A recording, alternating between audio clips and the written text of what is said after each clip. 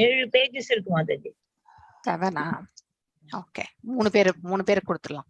575ல இருந்து 589வது பக்கம் வரைக்கும். ஓகே, பெரிய சாப்டர்.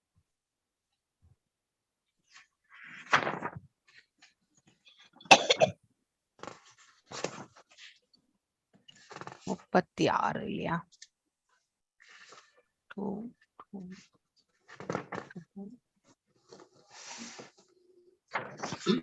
हरे कृष्णा माताजी. हरे कृष्णा माताजी. हरे कृष्णा माताजी.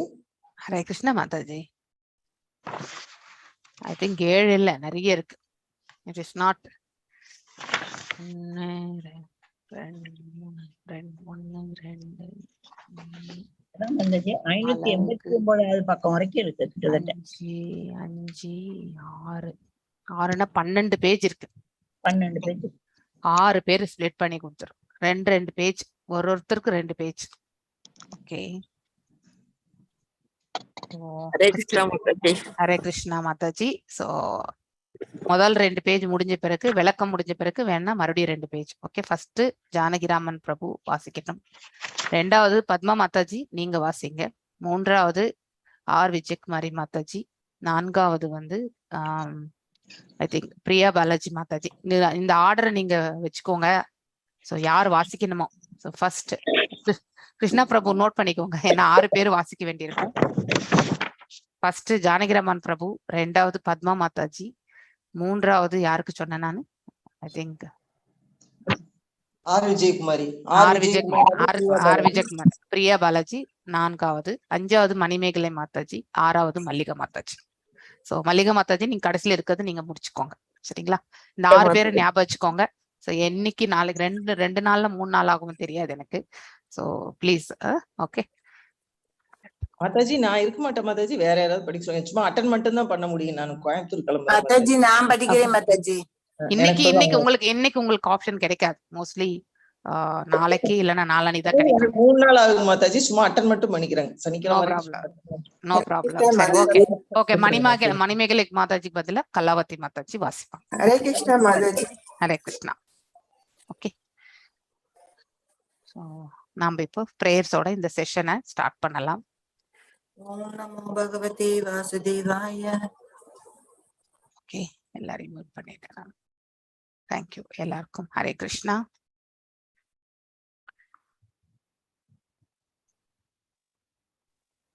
ஓம் நமோ பகவதே வாசுதேவாய. ஓம் நமோ பகவதே வாசுதேவாய. ஓம் நமோ பகவதே வாசுதேவாய. நாராயணம் நமஸ்கிருத்யம் நரம் சைவ நரோத்தமம் தேவீம் சரஸ்வதிம் வியாசம் ததோ ஜயம் உதீரயேத். நஷ்டப்ராயேஷு பதரேஷு நித்யம் பாகவத சேவையாம் பகவத்ய உத்தம ஸ்லோகே பக்திர்பவதி நைஸ்திகி. ஓம் அஜ்ஞானதிமிராந்தஸ்ய ஞானாஞ்சனய ஷலாக்கய சக்ஷுருன்மிலிதம் येन तस्मै श्री गुरवे नमः. श्री चैतन्य मनोभीष्टं स्थापितं येन भूतले स्वयं रूपा कदा माह्यं तदा स्वापदण्डिकं. हे कृष्णा करुण सिन्धु दीनबन्धु जगत्पते गोपेशा गोपिका कान्त राधकान्त नमस्तुते. तप्त काञ्चन गौरांगी राधे वृन्दावनेश्वरी ऋषभानुसुते देवी प्रणमामि हरिप्रिये. वाञ्छकल्पदारुभ्यश्च कृपसिन्धुभ्य एव च पतितनां पावनेभ्यो वैष्णवेभ्यो नमो नमः. जय श्री कृष्ण चैतन्य प्रभु नित्यानंद श्री अद्वैत गदाधर श्रीवासदि गौर भक्त वृंदा. हरे कृष्णा कृष्ण कृष्ण हरे हरे हरे राम राम राम हरे हरे. ஸோ நம்ம பிரபுபாதா பிரணதியோட இந்த செஷனை ஸ்டார்ட் பண்ணலாம். மாதாஜி பிரணதி படிக்கிட்டீங்களா? யாரு? ஜெயலட்சுமி மாதாஜியா? வாசிங்க. நம ஓம் விஷ்ணு பதாய கிருஷ்ண பிரஸ்டாய பூதலே ஸ்ரீமதே பக்தி வேதாந்த சுவாமின் இதி நாமினே. நம ஓம் விஷ்ணு பதாய கிருஷ்ண பிரஸ்டாய பூதலே ஸ்ரீமதே பக்தி வேதாந்த स्वामिन् इति नामिने नमस्ते सरस्वती देवे गौरवाणी प्रचारिणे निर्विशेष शून्यवादी पाशशात्य देशधारिणे नमस्ते सरस्वती देवे गौरवाणी प्रचारिणे निर्विशेष शून्यवादी पाशशात्य देशधारिणे जय श्री कृष्ण चैतन्य प्रभु नित्यानंद श्री अद्वैत गदाधर श्रीवासादि गौर भक्त वृंदा जय श्री कृष्ण चैतन्य प्रभु नित्यानंद श्री अद्वैत गदाधर श्रीवासादि गौर भक्त वृंदा हरे कृष्णा कृष्ण कृष्णा हरे हरे हरे रामा राम राम हरे हरे हरे कृष्णा कृष्ण कृष्णा हरे हरे हरे रामा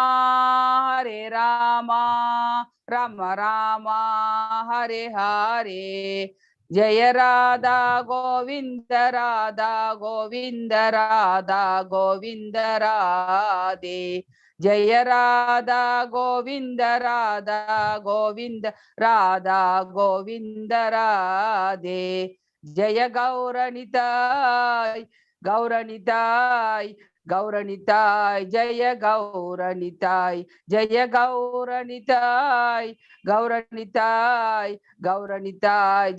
गौरनिताय जय प्रभुपादा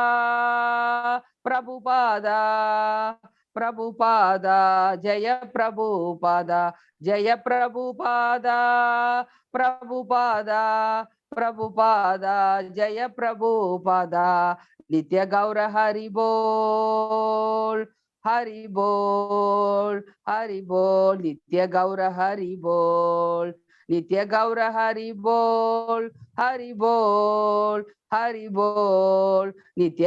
हरि बोल हरे कृष्णा माताजी हरे कृष्णा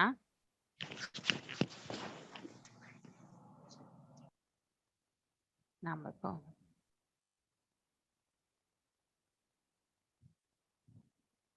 படிக்கணுமா மாஜாதி?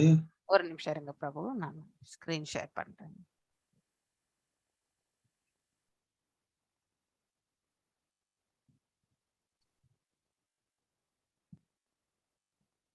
பதம் 36.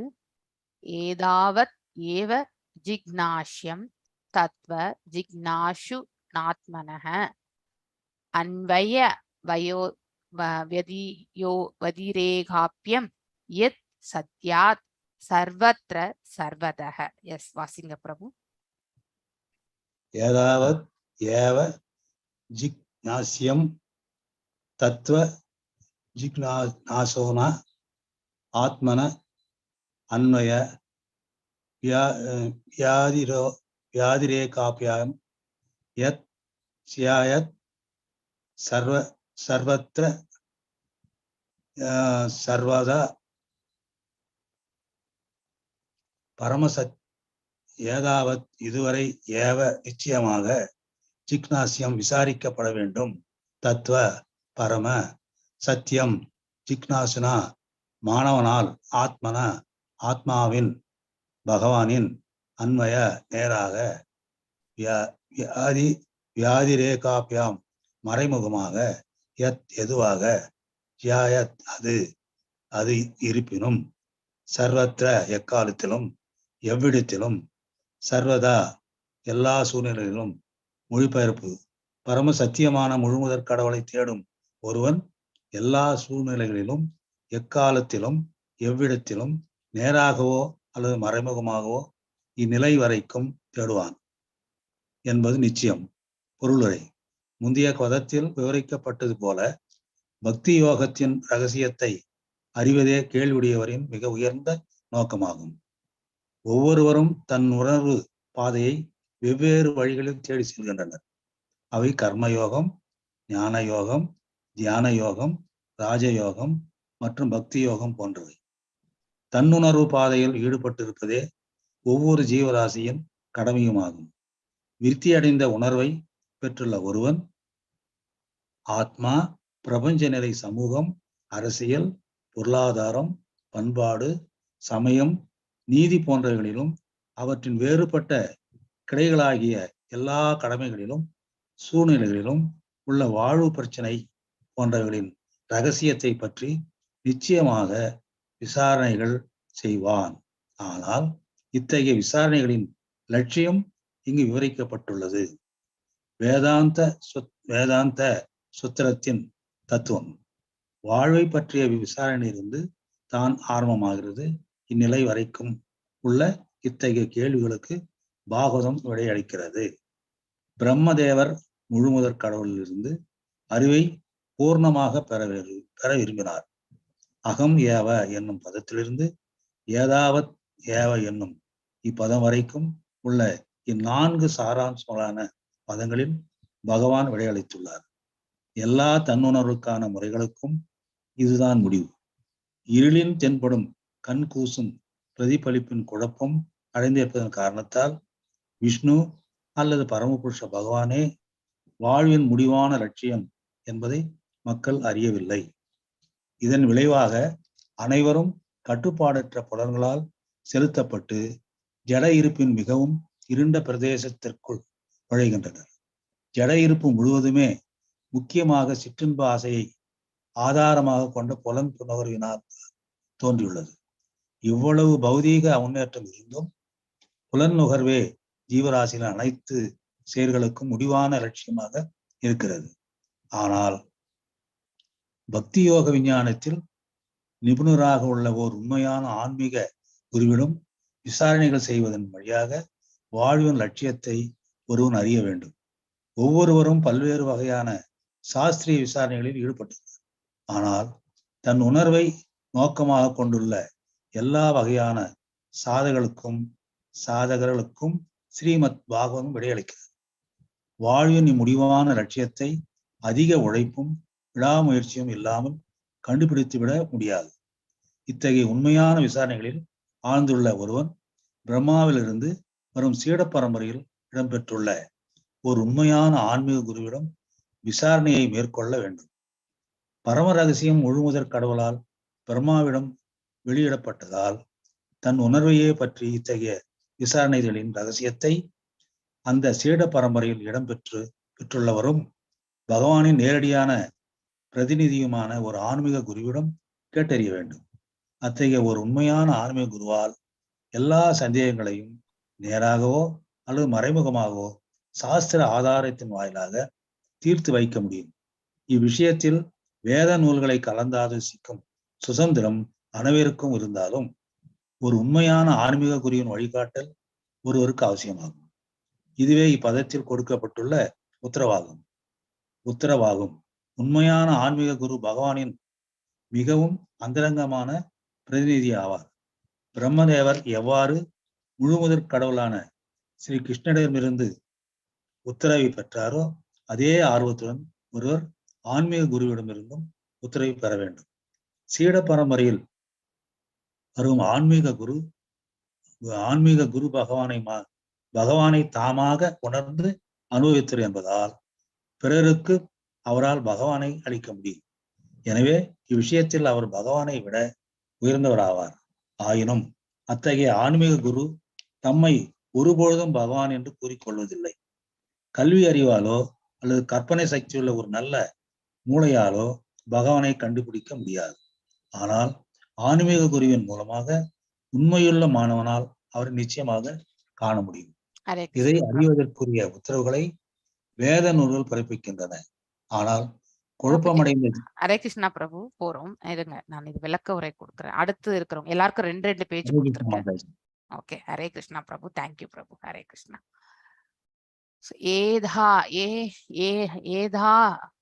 ஏதாவத் ஏவஹ ஜிக்னாஷ்யம் தத்வ ஜிக்னாஷு ஆத்மனஹ அன்வய வதிரேகாப்யாம் யத் ஷயாத் சர்வத்ர சர்வதாக. அதாவது இந்த ஸ்லோகம் என்ன எடுத்துரைக்கின்றது? முன்னாடி கூட நம்ம வந்து படிச்சிருக்கோம். இந்த பதத்துல சொல்லியிருக்க அகம் ஏவ அப்படிங்கிறது அகம் என்றால் இங்கே பகவானை குறிக்கின்றது. ஏவம் என்றால் நிச்சயமாக அப்படின்னாக்கா வெரி ஸ்ட்ராங் கன்விக்ஷன். ஸோ அதுல எந்த டீவியேஷனுமே கிடையாது. ஸோ ஏவ அப்படின்ற அந்த பதம் முந்தையதுல நம்ம படிச்சிருக்கோம். இங்க ஏதாவத் ஏவக அப்படிங்கிற முடிகிற வரைக்குமே, இப்பதம் முடிகிற வரைக்கும் இந்த 4 சாராம்சமான பதங்களில் அதாவது பகவான் விடையளித்திருக்கின்றார். ஸோ அங்கே ரொம்ப ஸ்ட்ராங்கான அதாவது கம்யூனிகேஷன் யார் பகவானிடத்திலிருந்து அகம் ஏவ தான் நிச்சயமாக அப்படிங்கிற அந்த இதை ரொம்ப ஸ்ட்ராங்கா சொல்லியிருக்காரு முந்தைய ஸ்லோகத்துல. இந்த இடத்துல ஏதாவத் அது அப்படின்னாக்க இதுவரை அப்படின்றது அதாவது அது முதலுமாக இங்கே முடிவுமாக தன்னுடைய அதாவது அவர் என்ன சொல்ல வரார் பகவான் என்பதை ரொம்ப நிச்சயமாக ஏவ என்றாலே நிச்சயமாக. சோ அந்த ஏதாவத் என்றால் அங்கே பகவான், இங்கே இதுவரை அதாவது முடிவு வரை, முதலும் அவர்தான் முடிவும் அவர்தான். நம்ம அதை புரிஞ்சுக்கணும். ஸ்டார்டிங் ஆல்சோ அவர்தான்.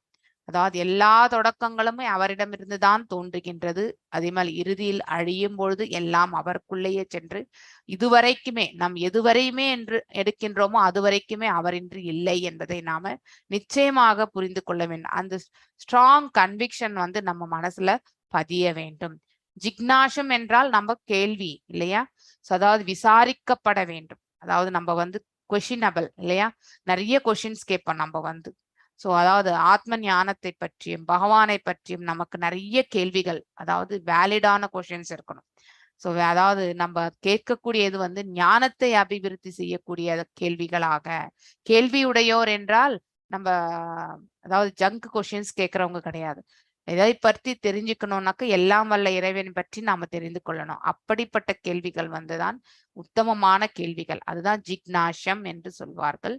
சோ தத்துவ என்றால் அதாவது தத்துவம் என்றாலே உண்மை, பரம சத்தியத்தை பற்றி சொல்வதுதான் தத்துவம் என்பது. ஜிக்னாஷுனா அதாவது மாணவன் யார் கேட்கின்றார்களோ அவனுக்கு ஜிக்னாஷுனா அப்படின்னு சொல்லி. ஆத்மனக அதாவது பகவானின் அதாவது அன்வய அப்படின்னா நேராக, வெதிரேகாப்யாம் மறைமுகமாக, எதுவாக, ஷயாத் அது இருப்பினும், சர்வத்ர எக்காலத்திலும் எவ்விடத்திலும். அதாவது சர்வத்ர மீன்ஸ் எவ்ரிவேர், எல்லா இடங்களிலுமே எந்த காலத்திலுமே என்று அர்த்தம். சர்வதாக எல்லா சூழ்நிலைகளிலுமே. அழகான ஸ்லோகம் இல்லையா இது? ரொம்ப மீனிங் நம்மளால ஈஸியா புரிந்து கொள்ளவும் முடிகின்றது. சோ பரம சத்தியமான முழுமுதற் கடவுளை தேடும் ஒருவன். நாம் எல்லாரும் கூட பகவானை கண்டிப்பாக காணணும்ன்ற அந்த மனசுல ஆவல் உண்டு.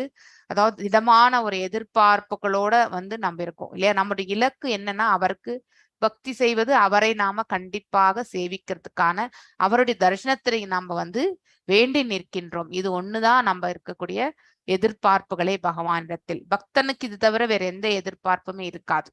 சோ கடவுளை தேடும் ஒருவன் பகவான் எங்கே இருக்கின்றார், நம்ம ஹிருதயத்துல இருக்கக்கூடிய அவரை நாம காண வேண்டும் அப்படிங்கிற அந்த எல்லா இடங்களிலுமே இருக்கின்றார், நம்ம ஹிருதயத்திலுமே இருக்கின்றார். எல்லா சூழ்நிலைகளிலுமே நம்ம நிறைய வெவ்வேறு விதமான சூழ்நிலைகளை தான் நம்ம அன்றாட வாழ்க்கையில் நாம சந்தித்து கொண்டிருக்கின்றோம். அவ்வாறு நாம் அன்றாட சூழ்நிலைகளிலும் கூட வெவ்வேறு சூழ்நிலைகளில் பகவானை நாம் எவ்வாறு தரிசிக்க முடியும் என்ற அந்த கேள்வி என்பது நமக்கு உண்டு இல்லையா? எக்காலத்திலும் எவ்விடத்திலும் எந்த சர்வ காலமும் அதாவது எவ்ரிவேர் எல்லா இடங்களிலுமே சரி, எந்த இடத்துல இருந்தாலும் நாம் அவரை நேரடியாகவோ அல்லது மறைமுகமாகவோ, அதாவது பகவானை நம்ம நேரடியா பார்க்கணும்ன்றது ரொம்ப கஷ்டம் இல்லையா? ஆனா நேரடியாக பார்க்கணும்னா அதுக்கு பகவானுடைய கருணையே நம்ம ஹிருதயத்துல அவருடைய உருவத்தை நாம் எப்பொழுது அவருடைய நாம ஜபங்களை செய்யும் பொழுது அவரே நமக்கு காட்சி அளிக்கணும்னு நினைச்சா கண்டிப்பா அந்த செயல் வந்து சாத்தியக்கூறு ஆயிற்று. ஆனால் எல்லா நிலைகளிலுமே இந்த மாதிரியான கோரிக்கைகள் நமக்கு கிடைக்க, அதாவது நிறைவேற்றப்படாது இல்லையா? ஆனா மறைமுகமாக அவருடைய ரெப்ரசன்டேட்டிவ்ஸா நாம வந்து ஒரு குரு, ஒரு ஆச்சாரியா அவங்க மூலியமா நாம வந்து அவரை வந்து நாம தரிசித்து கொண்டுதான் இருக்கின்றோம். ஒரு ஆச்சாரியா என்ற ஸ்தானம் இல்லை என்றாலும் நமக்கு இந்த வழி செல் அப்படின்னு ஒருத்தர் வந்து நமக்கு ஒரு பாதை வந்து ஏற்று கொடுத்தார் என்றால் அந்த இடத்துலயும் பகவானுடைய, அதாவது அவருடைய கருணை இருந்ததால் மட்டும்தான் அந்த மனிதன் வந்து நமக்கு அந்த பாதையை வழிகாட்டினான் என்ற உணர்வு நமக்கு வரணும் இல்லையா? சோ நாம எல்லாருமே இந்த பகவத்கீதை கிளாஸஸ்ல வந்து ஜாயின் பண்ணோம். நமக்கு முதலா அந்த ஃபிளையர் வந்து யாராவது நமக்கு ஷேர் பண்ணிருப்பாங்க இல்லையா? சோ இந்த மாதிரி வந்து ஆன்லைன் கிளாஸஸ் எடுக்கிறாங்க அப்படின்னு சொல்லிட்டு அந்த ஃபிளையர் நமக்கு யார் ஷேர் பண்ணாங்களோ தட் இஸ் ஆல்சோ அவங்களும் பகவானின் ஒரு ரூபமாகத்தான் நாம வந்து எடுத்துக்கொள்ள வேண்டும். ஏனென்றால் நமக்கு இந்த வழி மார்க்கம் நல்லது, உசிதமானது என்று நமக்கு வந்து பகவான் நினைச்சார். ஆனா யார் மூலியமாகவோ அந்த இன்ஃபர்மேஷன் வந்து நமக்கு பாஸ் ஆச்சு இல்லையா? சோ அந்த நிலையில் அவர்கள் வந்து நமக்கு கடவுளாக தோன்றுகிறார்கள் இல்லையா? சோ அவர்கள் இந்த மார்க்கத்தை நமக்கு வந்து வழங்கவில்லை என்றால் இன்றைக்கு நாம் இந்த பகவத்கீதை பாகவதம் கிளாஸ்ல வந்து உட்கார்ந்து நம்ம கண்டிப்பாக இந்த கேட்கவும் மாட்டோம், பேசவும் முடியாது. சோ அப்படி பகவானை நம்ம வந்து நானா ரூபத்துல வந்து தரிசிக்கின்றோம். அதுதான் மறைமுகமாக நாம் அவரை தரிசிப்பது.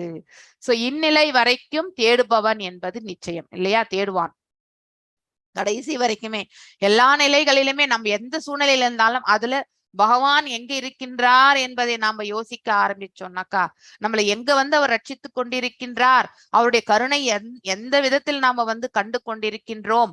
ஒவ்வொரு சூழ்நிலையிலுமே காலையில எழுந்தவுடனே நம்ம வந்து மங்களார்த்தி பார்க்கின்றோம், அங்கேயும் வந்து பகவான் எழுந்தறிக்க நாம ஜபங்கள் செய்யும் பொழுது நம்ம ஹிருதயத்துல பகவானை வந்து அவருடைய பாதங்களுக்கு நம்மளை சமர்ப்பிக்கின்றோம் இல்லையா? பாகவதம் கிளாஸஸ்ல வந்து அவருடைய எழுத்துக்கள் மூலியமாக நாம் அவருடைய ஒலி, அதாவது பிரபுபாதருடைய எழுத்துக்கள்ல வந்து நாம அதை வாசித்து அதை நம்ம செவிகளில் நாம கேட்டுக்கொண்டிருக்கின்றோம் இல்லையா? சோ அங்கேயும் வந்து பகவானுடைய சொரூபத்தை நாம் காண்கின்றோம்.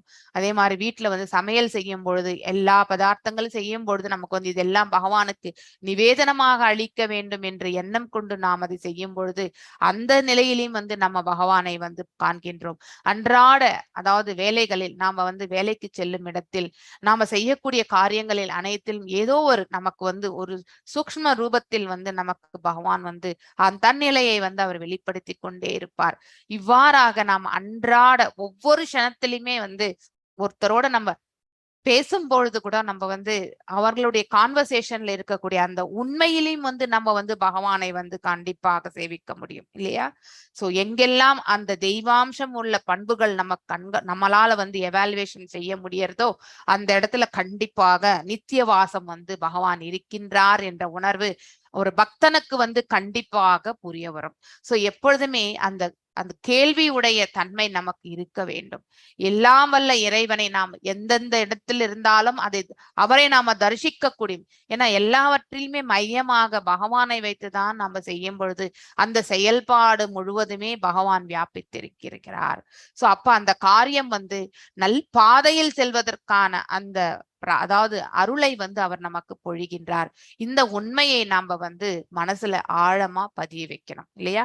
ஒவ்வொரு செயலிலுமே நாம் எந்த சூழ்நிலையில் இருந்தாலும் நம்மளை சுற்றி நடக்கக்கூடிய செயல்பாடுகள் நாம் எக்காரியத்தில் ஈடுபட்டிருக்கின்றோம், எந்த சூழலில் ஈடுபட்டிருந்தாலும் எந்த இடத்தில் ஈடுபட்டிருந்தாலும் சோ எவ்ரிவேர் இஸ் தேர் அப்படிங்கிற அந்த உணர்வு வந்து அவரின்றி நான் எதையுமே இங்க இயக்குவது கிடையாது அப்படிங்கிற அந்த ஆழமான, அதாவது திடமான அந்த உணர்வு ஒவ்வொருடைய பக்தரிடத்திலுமே உண்டு.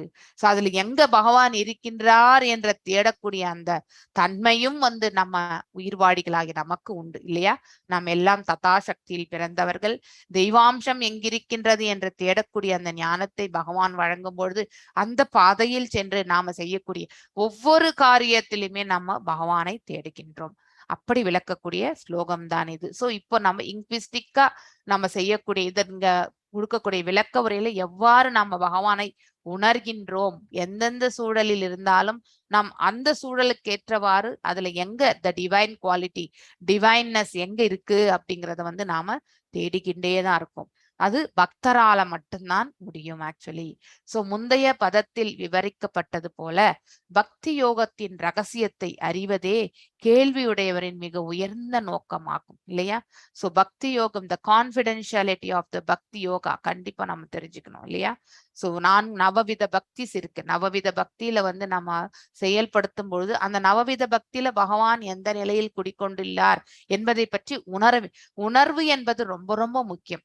when you start realizing, நம்ம ரியலைசேஷன் வந்து உணர ஆரம்பித்த பிறகு நம்ம தன்னுணர்வு பாதையில வந்து முன்னேறத்துக்கான மார்க்கத்திற்கு அழைத்து செல்லப்படுகின்றோம். அதை நம்ம தேடின்னு போக வேண்டியதே இல்லை. நாம செய்யக்கூடிய பக்தியில பகவான் வந்து மையமாக வைத்து அவர் எந்த ரூபத்தில் அங்கு இருக்கின்றார் அப்படிங்கிற அந்த கேள்வி வந்து நம்ம மனசுல எழும்பொழுது அதை உணரக்கூடிய பாதையை பகவான் நமக்கு ஏற்படுத்தி கொடுப்பார். அந்த நிலையில் நாம வந்து பகவானை நாம உணர ஆரம்பிப்போம். சோ அவ்வாறு உணர ஆரம்பிக்கும் போது தன்னுணர்வு பாதையில நாம நிலை பெறக்கூடிய அந்த மார்க்கத்தை நாம அடைகின்றோம். அப்போ நம்ம ஹிருதயத்துல இருக்கக்கூடிய தேவையற்ற கலங்கங்கள் எல்லாமே நம்ம இடத்திலிருந்து தூரமாக விலகுகின்றது. ஒரு அதாவது பரிசுத்த ஆத்மாவாக இந்த உயிர் வாழி அதாவது அந்த நிலையை வந்து அடைகின்றான். சோ ஒவ்வொருவருமே தன்னுணர்வு பாதையை வெவ்வேறு வழிகளில் தேடி செல்கின்றனர் இல்லையா? சில பேர் வந்து தியான யோகம், சில பேர் வந்து பக்தி யோகம், சில பேர் வந்து அதாவது பாத்தீங்கன்னாக்கா கர்ம யோகம், சில பேர் வந்து ஞான யோகம், சில பேர் ராஜயோகம் என்றால் அனைத்து அதாவது வைபவங்களை கொண்டிருந்தாலும் அந்த வைபவங்கள் மீது எந்த விதமான பற்றுதலும் இல்லாமல் அதையெல்லாம் வந்து பக்தி யோகத்தில் நம்ம வந்து உபயோகப்படுத்துவதற்கான மார்க்கத்தில் எடுத்து செல்வது. எல்லா கைங்கரியமுமே பகவானுக்கு அர்ப்பணிக்கக்கூடிய செயல் இல்லையா? சோ நமக்கு இன்னைக்கு என்ன சம்பாத்தியம் செய்தாலுமே இதெல்லாம் இறைவன் அருளால் கிட்டியது அப்படின்னு நினைச்சுட்டு இந்த பௌதீக செயல்களில் வந்து ஈடுபடும் பொழுது அதுல எந்த பந்தத்தையும் ஏற்படுத்தி கொள்ளாத தன்மையில செய்வது, அதாவது நிஷ்காம கர்ம யோகத்தில் செய்வது. இந்த ராஜயோகத்திற்கு வேற ஏதாவது மீனிங் இருக்கான்றத வந்து நம்ம செக் பண்ணிட்டு நான் என்ன சொல்றேன். But I don't know. இதுதான் ராஜயோகம் என்றால் நம்ம வந்து அதாவது அரசனுக்கு இருக்கக்கூடிய வைபவங்கள் எல்லாமே நமக்கு கிடைக்க பெறுவது. சோ அது ஒரு நல்ல செல்வந்தராக இருப்பார்கள். ஆனால் அவர்கள் அதாவது தெய்வீகமான காரியங்களுக்கு தங்களை முழுமையாக ஈடுபடுத்தி கொண்டு அந்த நிலையிலுமே அவர்கள் வந்து தங்களுடைய கர்மங்களையும் வந்து அவர்கள் செய்து கொண்டிருப்பார்கள். சோ இவ்வாறாக தன்னுணர்வு பாதையை நம்ம வந்து தேடி செல்வது வந்து ஒவ்வொரு நிலை ஒருத்தருக்கு இல்லையா? சில பேர் தியான பயிற்சிகள்ல தேடுவாங்க, அது கடினமானது. சில பேர் வந்து ஞானத்தை அபிவிருத்தி செய்து கொள்வதால் இப்ப வாசிக்கக்கூடியது எல்லாமே ஞானம் தான் நம்ம வாசிக்கிறது இல்லையா? பாகவதம் எல்லாமே அந்த பாகவதத்தினுடைய கருத்துக்கள் எல்லாமே நமக்கு வந்து ஞானத்தை வந்து அபிவிருத்தி செய்கின்றது. சோ அந்த நிலையில் நாம ஞானத்தை அறிவை வந்து அதாவது பக்தி யோகத்தில் இருந்து கொண்டு பக்தி என்னும் இந்த ஞானத்தை வந்து புத்தியோக முறையில் நம்மள ஞானத்தை விருதி செய்து கொள்ளும் பொழுது அதில் இருக்கக்கூடிய ஞானத்தின் சொரூபமாக இருப்பது யார் என்றால் எல்லாம் வல்ல இறைவன். அதே மாதிரி கர்மயோகத்திலும் வந்து நான் எல்லா கர்மங்களை செய்தாலும் அதன் பலன்களை எல்லாம் துறந்து விடுதல், அதாவது பலன்களை எதிர்பார்க்காமல் நாம வந்து செயல்படுவது, அது கர்மயோகம். அஷ்டாங்க யோக பயிற்சிகள்ல நம்மளுடைய உடல் இருக்கக்கூடிய அனைத்து அங்கங்களையும் வந்து ஒருநிலைப்படுத்துவது, பக்குவ நிலைக்கு எடுத்துட்டு வருது. பிசிக்கல் ஆக்டிவிட்டிலையும் வந்து நம்ம வந்து பிசிக்கல் அண்ட் மென்டலி இரண்டும் கலந்த அந்த அஷ்டாங்க யோக பயிற்சிகள். மேலும் கேவல பக்தி யோகம், அதாவது எதுவுமே எனக்கு ஞானம் பத்தி அபிவிருத்தி செய்து கொள்ள தெரியாது, கர்மத்தை நாம் எவ்வாறு வந்து எடுத்து சமர்ப்பிப்பதும் என்று எனக்கு தெரியாது, அஷ்டாங்க யோக பயிற்சிகளும் தெரியாது, எல்லா வைபவங்கள் இருந்தாலும் எனக்கு பக்தி பண்றதுக்கு தெரியாது, அப்படி எதை பத்தியுமே நான் யோசிக்காத வெறுமனே நான் வந்து பகவானுக்காக தொண்டு புரிதல், அவ்வளவுதான். அதாவது வெறுமனே பகவத் கைங்கரியத்தில் ஈடுபடுத்தல், அந்த மாதிரியான நிலை இல்லையா? அது பக்தி யோகம். சோ வெவ்வேறு பாதைகளை நாம வந்து ஒருவர் இந்த எந்த பாதையை ஏற்றுக்கொண்டு சென்றாலும் இறுதியில் அவர் வந்து அடைவது தன்னுணர்வு பாதை. ஒருவர் தன்னுணர்வு பாதையை அடையும் பொழுது பகவானோட வந்து அவர்கள் வந்து சம்பந்தத்தை வந்து ஏற்படுத்தி கொள்கிறார்கள். சோ அத வெவ்வேறு நிலைகளை எப்படி நம்ம வந்து காண்கின்றோம்? இந்த பிரபஞ்சத்துல பௌதீக செயல்பாடுகள் எல்லாம் நாம் ஈடுபட்டு தான் ஆக வேண்டும் இல்லையா? அந்த பௌதீக செயல்பாடுகள் என்ன என்றதை ஒருவன் இங்க வந்து எவ்வாறு ஒவ்வொரு ஜீவராசியின் கடமை கூட அதுதான். விருத்தியடைந்த உணர்வை பெற்றுள்ள ஒருவன் அவ்வாறு ஆத்ம உணர்வை வந்து உணர்வதற்கான மார்க்கத்தை ஏற்படுத்தி கொண்ட ஒரு ஆத்மா பிரபஞ்ச சமூக நிலை, இந்த பிரபஞ்சத்தில் இருக்கக்கூடிய சோசியல் அதாவது ஸ்டேட்டஸ் இல்லையா? சமூக நிலை மற்றும் அரசியல், சோ அதாவது பொலிட்டிக்கல், அடுத்து பொருளாதாரம் எக்கனாமி, அடுத்து பண்பாடு அதாவது நம்மளுடைய கலாச்சாரம் இல்லையா கல்ச்சர், அடுத்து சமயம் அதாவது நம்மளுடைய எந்த மதத்தை சேர்ந்து நாம அதாவது சனாதன தர்மத்தை சேர்ந்து நாம் செய்யக்கூடிய செயல்பாடுகள், நீதி அதாவது நியாயம் அதாவது தான் செய்யக்கூடிய அனைத்திலுமே தர்மத்தை பரிபாலிக்கக்கூடிய தன்மை, அவற்றின் வேறுபட்ட கிளைகள் ஆகிய எல்லா கடமைகளிலுமே நம்ம இந்த மாதிரியான நிலைகளை நாம் ஈடுபட்டு கொண்டுதான் இருக்கின்றோம் இல்லையா. சோ இவ்வாறு இருக்கக்கூடிய கடமைகள் நமக்கு தலையாயதாக இருந்தாலும் அச்சூழலிலும் கூட உள்ள வாழ்வு பிரச்சனை போன்றவர்களின் ரகசியத்தை பற்றி நிச்சயமாக விசாரணைகள் செய்வார் இல்லையா. நம்ம வாழ்க்கையில டெய்லி அன்றாட நிகழ்ச்சிகள்ல நமக்கு எத்தனையோ பிரச்சனைகள் வரும் இல்லையா.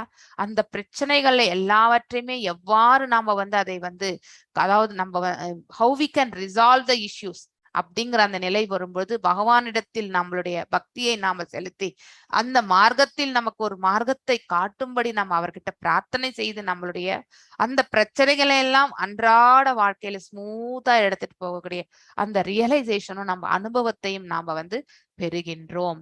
ஆனால் இத்தகைய விசாரணைகளின் லட்சியம் இங்கு விவரிக்கப்பட்டுள்ளது. மேலும் அதனுடைய டீடைல்ஸ் சொல்லிண்டே போறாரு பிரபுபாதர் அவர்கள். சோ வேதாந்த சூத்திரம் இல்லையா, வேத அந்த சூத்திரம் ஃபார்முலாஸ் இல்லையா, சம்மரின்னு சொல்லலாம். சூத்திரம் என்றால் ஒரு ஃபார் எக்ஸாம்பிள் நம்ம மேத்தமெட்டிக்ஸ் அதாவது கணிதம் படிச்சிருக்கோம் சப்ஜெக்ட் இல்லையா.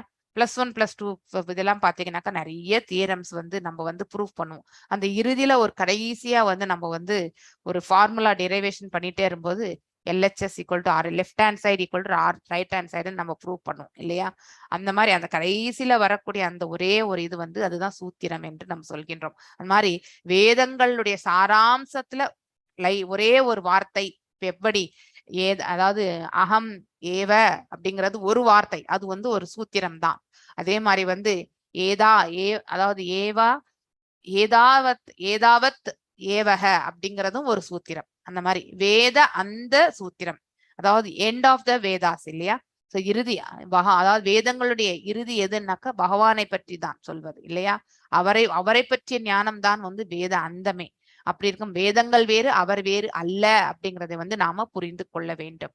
அவ்வாறு வரக்கூடிய அந்த சூத்திரங்கள் இல்லையா, அதனுடைய தத்துவம் உண்மை வாழ்வை பற்றிய இவ்விசாரணை இல்லையா, வேதாந்த சூத்திரத்தினுடைய தத்துவம் அதை பற்றியான உண்மையும் நம்முடைய இந்த வாழ்வை பற்றியும் உரிய விசாரணைகள் தான் ஆரம்பிக்கிறது. அதாவது எங்கிருந்து இதனுடைய நம்ம விசாரணை எல்லாம் எங்கிருந்து ஆரம்பிக்கின்றது என்பதை அடுத்த பேராகிராஃப்ல சொல்ல ஆரம்பிக்கின்றார் பிரபுபாதர் அவர்கள்.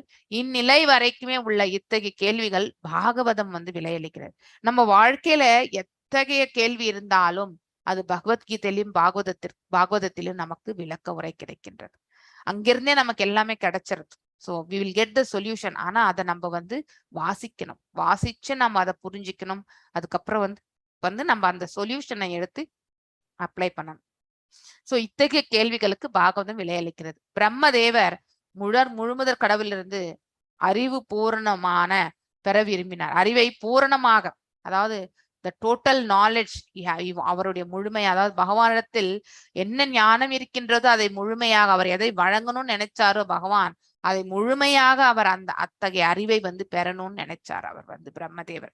அதனால அகம் ஏவ என்னும் பதத்தில் அங்க ஸ்டார்ட் ஆனது இல்லையா. சோ அவர் அங்கிருந்து நிச்சயமாக அதாவது பகவான் எடுத்துரைக்கிறது அங்க ஷார்ப்பா நம்ம புரிஞ்சுக்கணும். சோ அகம் ஏவ நான் அதாவது நிச்சயமாக அப்படின்னு சொல்லிட்டு சொல்ல ஆரம்பித்த அந்த பதத்திலிருந்து பிரம்மதேவரும் ரொம்ப உன்னிப்பா கவனிச்சுட்டே இருக்கார். ஏதாவத் ஏவ என்னும் இப்பதம் வரைக்கும் அதாவது இன்னும் 4 சாராம்ச பதங்களிலிருந்து பகவான் விளையளிக்கின்றார். அவருடைய விளக்கங்கள் இங்கிருந்து தொடங்குகின்றன முடிகின்றன. அதாவது இதுவரை ஏதாவத் என்றால் இதுவரை. சோ இந்த பதங்கள் வரைக்குமே இது முடிகின்றன. எல்லா தன்னுணர்வுக்கான முறைகளுக்கும் இதுதான் முடிவு. அதாவது ஒவ்வொருவரும் தன்னுணர்வு பாதையில் செல்லும் பொழுது பகவான் அவர் என்ன சொல்ல வருகின்றார் அப்படிங்கறத புரிந்து கொள்வதே நம்மளுடைய இறுதியான அதாவது முடிவாகும். இருளில் தென்படும் கண்கூசும் பிரதிபலிப்புகளில் குழப்பம் அடைந்திருப்பதன் காரணத்தால் விஷ்ணு அல்லது பரமபுருஷ பகவானே வாழ்வின் முடிவான லட்சியம் என்பதை மக்கள் அறியவில்லை இல்லையா. நாம இருளில் இருக்கின்றோம். இந்த பிரபஞ்சமே இருள்தான், அறியாமைதான்.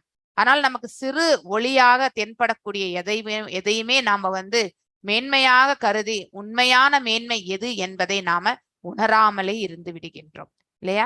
சோ அறியாமை என்னும் அறியாமை என்னும் அந்த இருளில் நாம வந்து உழண்டு கொண்டு பிறக்கும் பொழுதே நம்ம அறியாமையில் தான் நம்ம வந்து பிறக்கின்றோம். ஆனால் பிறந்த பிறகு நம்ம அன்றாட வாழ்க்கையில் அதாவது சந்திக்கக்கூடிய இந்த பௌதீகம் எல்லாமே ஒரு சிறு பிரகாசம் போன்றது இல்லையா?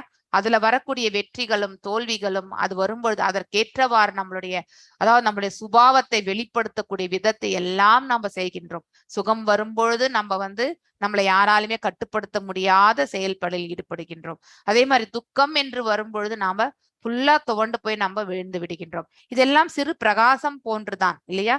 அந்த வெளிச்சத்தையே வந்து உண்மை என்று நினைத்து கொண்டு நாம உண்மையான பிரகாசமாயிருக்கக்கூடிய பகவானை வந்து நாம வந்து அதை தெரிந்து கொள்ள அதாவது நம்ம வந்து அதை லட்சியமாக நம்ம கொள்ளுவதே கிடையாது. அதை புரிஞ்சுக்கணும், தெரிஞ்சுக்கணும், பகவானை பற்றி நம்ம தெரிஞ்சுக்கணும், அவரோட நம்ம சம்பந்தத்தை ஏற்படுத்தி கொள்ளணும் அப்படிங்கிற அந்த ஆத்மா உணர்வை நாம வந்து தெரிந்து கொள்ள முயல்வது கிடையாது. இதுதான் உண்மையான நிலை இப்ப இருக்கக்கூடிய காலகட்டங்கள்ல இல்லையா? சோ எதற்கு வணங்குகின்றோம், யாரை வணங்க வேண்டும், இதெல்லாம் நம்ம தெரிந்து கொள்வதே கிடையாது. எல்லாருக்கும் நம்மளுடைய பக்தியை செலுத்தணும். ஆனா மேன்மையான அதாவது எங்கிருந்து எல்லாம் தோன்றுகின்றதோ அவரை பற்றியான ஞானமே இல்லாமதான் நம்முடைய வாழ்க்கையை நாம வந்து கழித்து கொண்டிருக்கின்றோம் இல்லையா? சோ இதன் விளைவாக அனைவருமே கட்டுப்பாடற்ற புலன்களால் செலுத்தப்பட்டு ஜட இருப்பின் மிக இருண்ட பிரதேசத்துக்குள் நுழைந்து விடுகின்றனர் இல்லையா?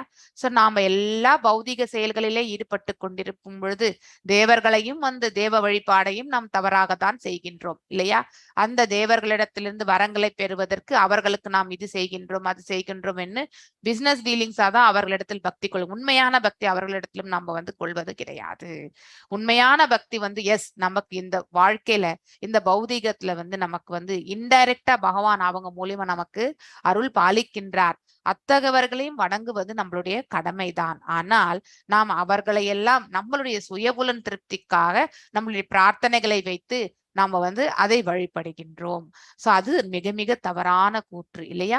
சோ கட்டுப்பாடற்ற எல்லாமே சென்ஸ் கிராட்டிபிகேஷன், பேராசை இதெல்லாம் இருப்பதால் எதை தின்றால் நமக்கு பித்தம் தெளியும் என்ற அந்த அதே உணர்வோடு தான் நம்ம வந்து நமக்கு இருக்கக்கூடிய இந்த சங்கடத்தை நாம் எந்த கடவுளை வணங்கினால் நாம வந்து அதை நிவர்த்தி செய்து கொள்வோம் அப்படிங்கிற அந்த உணர்வோடு தான் நம்ம தேடி அலைகின்றோம். அவ்வளவுதான். we are utilizing the devatas as our solution. அதாவது நம்மளுடைய கஷ்ட நிவாரத்திற்காக அவர்களை உபயோகப்படுத்திக் கொள்கின்றோம். அது மிக தவறு.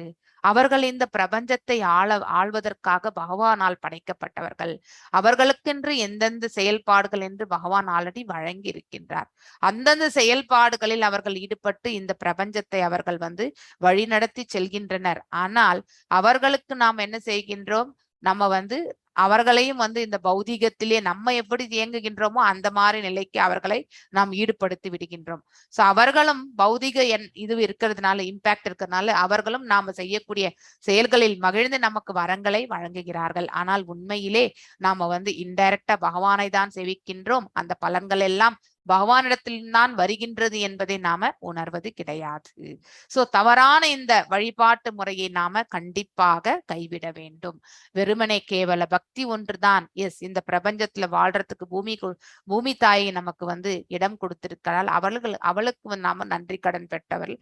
அதனால நாம அவரை வந்து வணங்குவது நம்மளுடைய கடமை ஆக்சுவலி. சோ நம்மள இருக்கக்கூடிய தேவதைகள் எல்லாம் நாம வணங்கினால் அவர்களுக்கு வெறும் கேவல பக்தி மட்டும்தான் நாம் செலுத்த வேண்டும். அதை தவிர்த்து நாம வந்து பிசினஸ் டீலிங் செய்யக்கூடாது. அது ரொம்ப தவறு. சோ முக்கியமாக சிற்றின்ப ஆசையை ஆதாரமாக கொண்ட புலன் நுகர்வினால் தான் தோன்றுகின்றது இல்லையா? So because of the senses ஒன்றே நம்ம வந்து அதாவது இந்த சென்சஸ் எல்லாம் எதனால் இயங்குகின்றது, நம்மளுடைய இந்த புலன்களுடைய செயல்களால் வந்து இயங்குகின்ற ஈர்க்கப்பட்டு அட்ராக்ஷன் இல்லையா? ஸோ ஈவினிங் ஆனா நம்ம என்ன செய்யறோம், ஃப்ரீயா இருந்தாக்கா உட்காந்து நம்ம அதாவது சீரியல்ஸ் எல்லாம் பாக்குறோம் இல்லையா? வீட்டுல இதுதான் அன்றாட வீட்டுல அந்தந்த சன் டிவி அந்த டிவி இந்த டிவின்னு எல்லாம் ஓடிண்டே இருக்கும் இல்லையா? அந்த நெக்ஸ்ட் அதாவது நாளைக்கு அந்த எபிசோட் தொடரும்னா ஒரு சஸ்பென்ஸோட முடிச்சிருப்பான். ஐயோ நாளைக்கு என்ன ஆகும் அப்படிங்கறத அந்த மனசுல வச்சுட்டு தான் நம்ம பார்த்துட்டு இருப்போம். அவ்வளவு நம்ம வந்து ஈர்க்கப்பட்டிருக்கின்றோம் இந்த பௌதீகத்துல வந்து. சோ அதனால ஆன்மீகம் இருக்கக்கூடிய இடத்தை நாம கண்டறிவதற்கான முயற்சியை செய்வதே கிடையாது. சோ இதெல்லாம் புலன்களை அந்தந்த அந்த எக்ஸாம்பிளா தான் அதை சொன்னேன். அந்த மாதிரி வெவ்வேறு நிலைகள்ல வந்து நம்மளுடைய புலன்களை நாம பௌதீகத்தில் வந்து அதாவது ஈடுபடுத்தி அதனால வரக்கூடிய அதிலேயே உழண்டு கொண்டே இருக்கிறோம். ஆன்மீகத்தின் தரப்பில் நாம திரும்பி பார்ப்பது கிடையாது. ஆனால் பக்தி யோக விஞ்ஞானத்தில் நிபுணராக உள்ள ஒரு உண்மையான ஆன்மீக குருவிடம் விசாரணைகள் செய்வதன் வழியாக வாழ்வின் லட்சியத்தை ஒருவன் அறிய முடியும் இல்லையா? ஒரு குரு, ஒரு ஆச்சாரியா, அவரிடத்தில் நம்ம வந்து அதாவது ஆன்ம ஞானத்தை பற்றியான விசாரணையை வந்து எவ்வாறு கேட்க வேண்டும்? அடக்கத்துடன் கேட்க வேண்டும். கேட்கும் பொழுது வாழ்வினுடைய லட்சியம் என்ன, ஒவ்வொருடைய உயிர் வாழினுடைய லட்சியம், இந்த வாழ்க்கையில இந்த பௌதீக வாழ்க்கையில வாழக்கூடிய மனிதனுடைய லட்சியம் என்ன, அடுத்த பிறவி எங்கே அமைய பெற வேண்டும் என்பதற்கான அந்த ஞானத்தை நாம வந்து பெற வேண்டும். சோ ஒவ்வொருவரும் பல்வேறு வகையான சாஸ்திர விசாரணைகளில் ஈடுபட்டுள்ளனர் இல்லையா? ஒருத்தருக்கு ஒரு இது அந்த நிலையில் ஒருத்தர் வந்து அதாவது சாங்கிய யோகத்தின் மூலியமா தெரிஞ்சுக்கணும்னு நினைப்பாங்க, ஒருத்தர் வந்து தியான பயிற்சிகள் மூலியமா தெரிஞ்சுக்கணும்னு நினைப்பாங்க, ஒருத்தர் வந்து அஷ்டாங்க யோக பயிற்சிகள் மூலியமாக செய்யணும்னு நினைப்பாங்க, சில பேர் வந்து ஞானத்தை அபிவிருத்தி செய்து கொண்டு அதனால் செய்யணும். ஆனா எல்லாமே வந்து பக்தியில வந்து நிலை பெற்றால் மட்டும்தான் அவர்கள் அடைய பெறக்கூடிய அந்த ஞானம் வந்து பூர்ணத்துவம் அடையும். அதை நம்ம தெரிஞ்சுக்கணும். சோ வாழ்வில் இம்முடிவான லட்சியத்தை அதிக உழைப்பும் விடாமுயற்சியும் இல்லாமல் கண்டுபிடித்த முடியாது இல்லையா? சோ அவரை பற்றியான ஞானத்தை நம்ம வந்து சுலபமாக அடைய பெற முடியாது. அதற்கான முயற்சிகள் கண்டிப்பாக எவ்வாறு முயற்சி செய்ய வேண்டும்? வித்தவுட் டீவியேஷன், அதாவது அதுல இருந்து நம்ம என்னைக்குமே வந்து நழுவவே கூடாது, அதாவது விலகி இருக்கக்கூடாது. கண்டினியூஸா நம்மளுடைய அந்த பாதையை வந்து முன்னேற்ற பாதைக்கு எடுத்து செல்லும். பாகவதம் டெய்லி படிக்கணும், அதே மாதிரி பகவத்கீதையும் டெய்லி வாசிக்கணும். இவ்வாறு நம்ம அந்த கனெக்டிவிட்டியை வந்து எடுத்துட்டே போனாதான் இறுதியில வந்து பகவான் நமக்கு என்ன சொல்ல வராரோ அதை வந்து புரிந்து கொள்ள முடியும். ஆனால் எதுவுமே படிக்காம நம்ம பக்தி அதாவது வெறும் நாம ஜபங்கள் மட்டுமே அதாவது செய்துட்டே இருந்தோம்னு வச்சுக்கோங்களேன், அதனால் அடைய பெறக்கூடியது வந்து மிக மிக சுலபம் கம்மியா தான் அதாவது கொஞ்சமா தான். நமக்கு நாம ஜபங்கள் நமக்கு வந்து தூய்மைப்படுத்தும். ஆனால் பகவானை வந்து புரிந்து கொள்ள வேண்டிய ஞானத்தை நாம வந்து பகவத்கீதையும் பாகவதத்தையும் வந்து ஒரு டிவோட்டி அசோசியேஷன்ல வந்து நாம கண்டிப்பா வாசிக்கணும். அது ஒண்ணுதான் இந்த ஸ்ரவணம், கீர்த்தனம், ஸ்மரணம் இந்த மூன்றும் இணைந்தால்தான் ஒரு ஆத்மா வந்து அதாவது தன்னுணர்வு பாதையில வந்து நிலை பெற முடியும். சோ அப்பொழுது நமக்கு வந்து ஒரு குரு என்ற ஒரு மார்க்கம் இருந்தால் அவரிடத்திலும் நாம வந்து இந்த விசாரணையை கேட்டு ஞானத்தை வந்து அபிவிருத்தி செய்து கொள்ள முடியும். இத்தகைய உண்மையான விசாரணைகளில் ஆழ்ந்துள்ள ஒருவன் பிரம்மாவிலிருந்து வரும் சீடப்பரமிடப்பட்டுள்ள அதாவது இந்த சம்பிரதாயங்கள் 4 சம்பிரதாயங்கள் நமக்கு சொல்லப்பட்டு இருக்கின்றது இல்லையா? அந்த 4 சம்பிரதாயங்கள்ல எந்த சம்பிரதாயத்திலும் என்னன்னாலும் நம்ம கேட்கலாம்.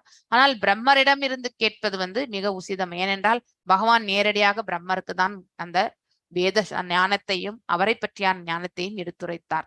சோ அதுதான் வந்து அந்த பரம்பரை வாயிலாக கேட்பது என்பது மிக உசிதமான செயல். பரம ரகசியம் முழுமுதற் கடவுளால் பிரம்மாவிடம் வெளிப்பட்டவர். பரம ரகசியம் என்பது என்ன என்றால் பகவானை பற்றியதுதான். அவருடைய ஞானத்தை பற்றி தெரிந்து கொள்வதுதான் பரம ரகசியம் இல்லையா?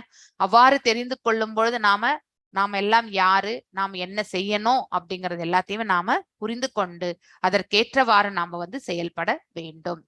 சோ அத்தகைய ஒரு உண்மையான ஆன்மீக குருவால் எல்லா சந்தேகங்களையும் நேராகவோ அல்லது மறைமுகமாகவோ சாஸ்திர ஆதாரத்தின் வாயிலாக தீர்த்து வைக்க முடியும் இல்லையா?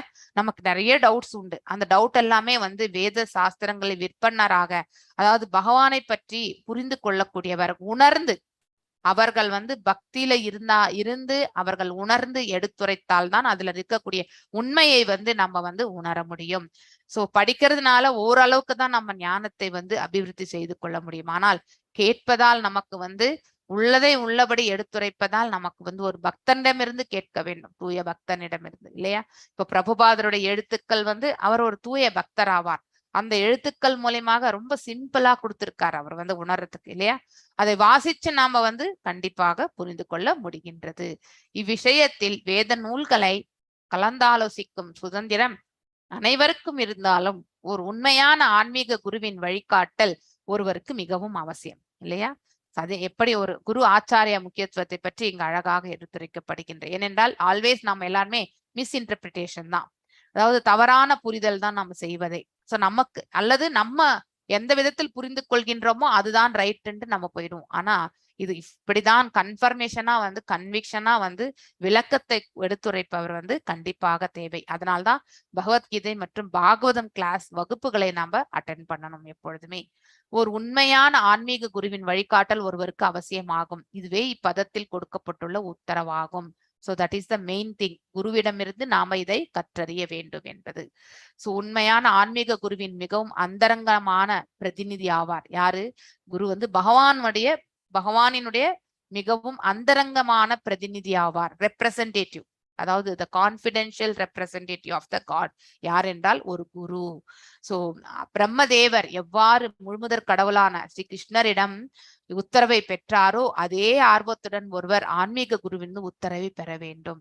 சோ அதாவது தப என்னும் அந்த சொல் கேட்டவுடனே அது உயர்ந்த ஆளுமையிடமிருந்துதான் வந்திருக்கின்றது என்ற ஸ்ட்ராங்கான கன்விக்ஷனோட எவ்வாறு பிரம்மர் தவம் இருந்தாரோ அதே மாதிரிதான் நமக்கும் வந்து ஒரு குரு அமைந்தால் அவர் எடுத்துரைக்கக்கூடிய அந்த ஞானத்தை நாம வந்து வழி ஏற்று நம்ம வந்து செல்ல வேண்டும். அது ரொம்ப முக்கியம். அந்த ஸ்ட்ராங் கன்விக்ஷன் வந்து நமக்கு தேவை. சீட பரம்பரையில் வரும் ஆன்மீக குரு பகவானை தாமாக உணர்ந்து அனுபவித்தவர் என்பது பிறருக்கு அவரால் பகவானை அளிக்க முடியும். ஏனென்றால் குரு என்பவன் அவன் உள்ளதை உள்ளபடி தன்னுணர்வு பாதையில் திளைத்து தான் யார் என்பதையும் அவன் சுயமாக உணர்ந்துதான் அவனால் வந்து பகவானை பற்றிய ஞானத்தை வந்து எடுத்துரைக்க முடியும். Without realisation of God no one can explain the science of God. அது ரொம்ப முக்கியம். சோ அப்படிப்பட்ட நிலையில் இருப்பவர்கள் யார் என்றால் the guru or the acharya. So எனவே இவ்விஷயத்தில் அவர் பகவானை விட உயர்ந்தவர் ஆவார். ஏனென்றால் நமக்கு டைரக்டா பகவானை பார்க்க முடியறதில்ல. ஆனா குருவின் மூலியமாக பகவானை பற்றிய ஞானத்தை அவர் நமக்கு போதிக்கின்றார்.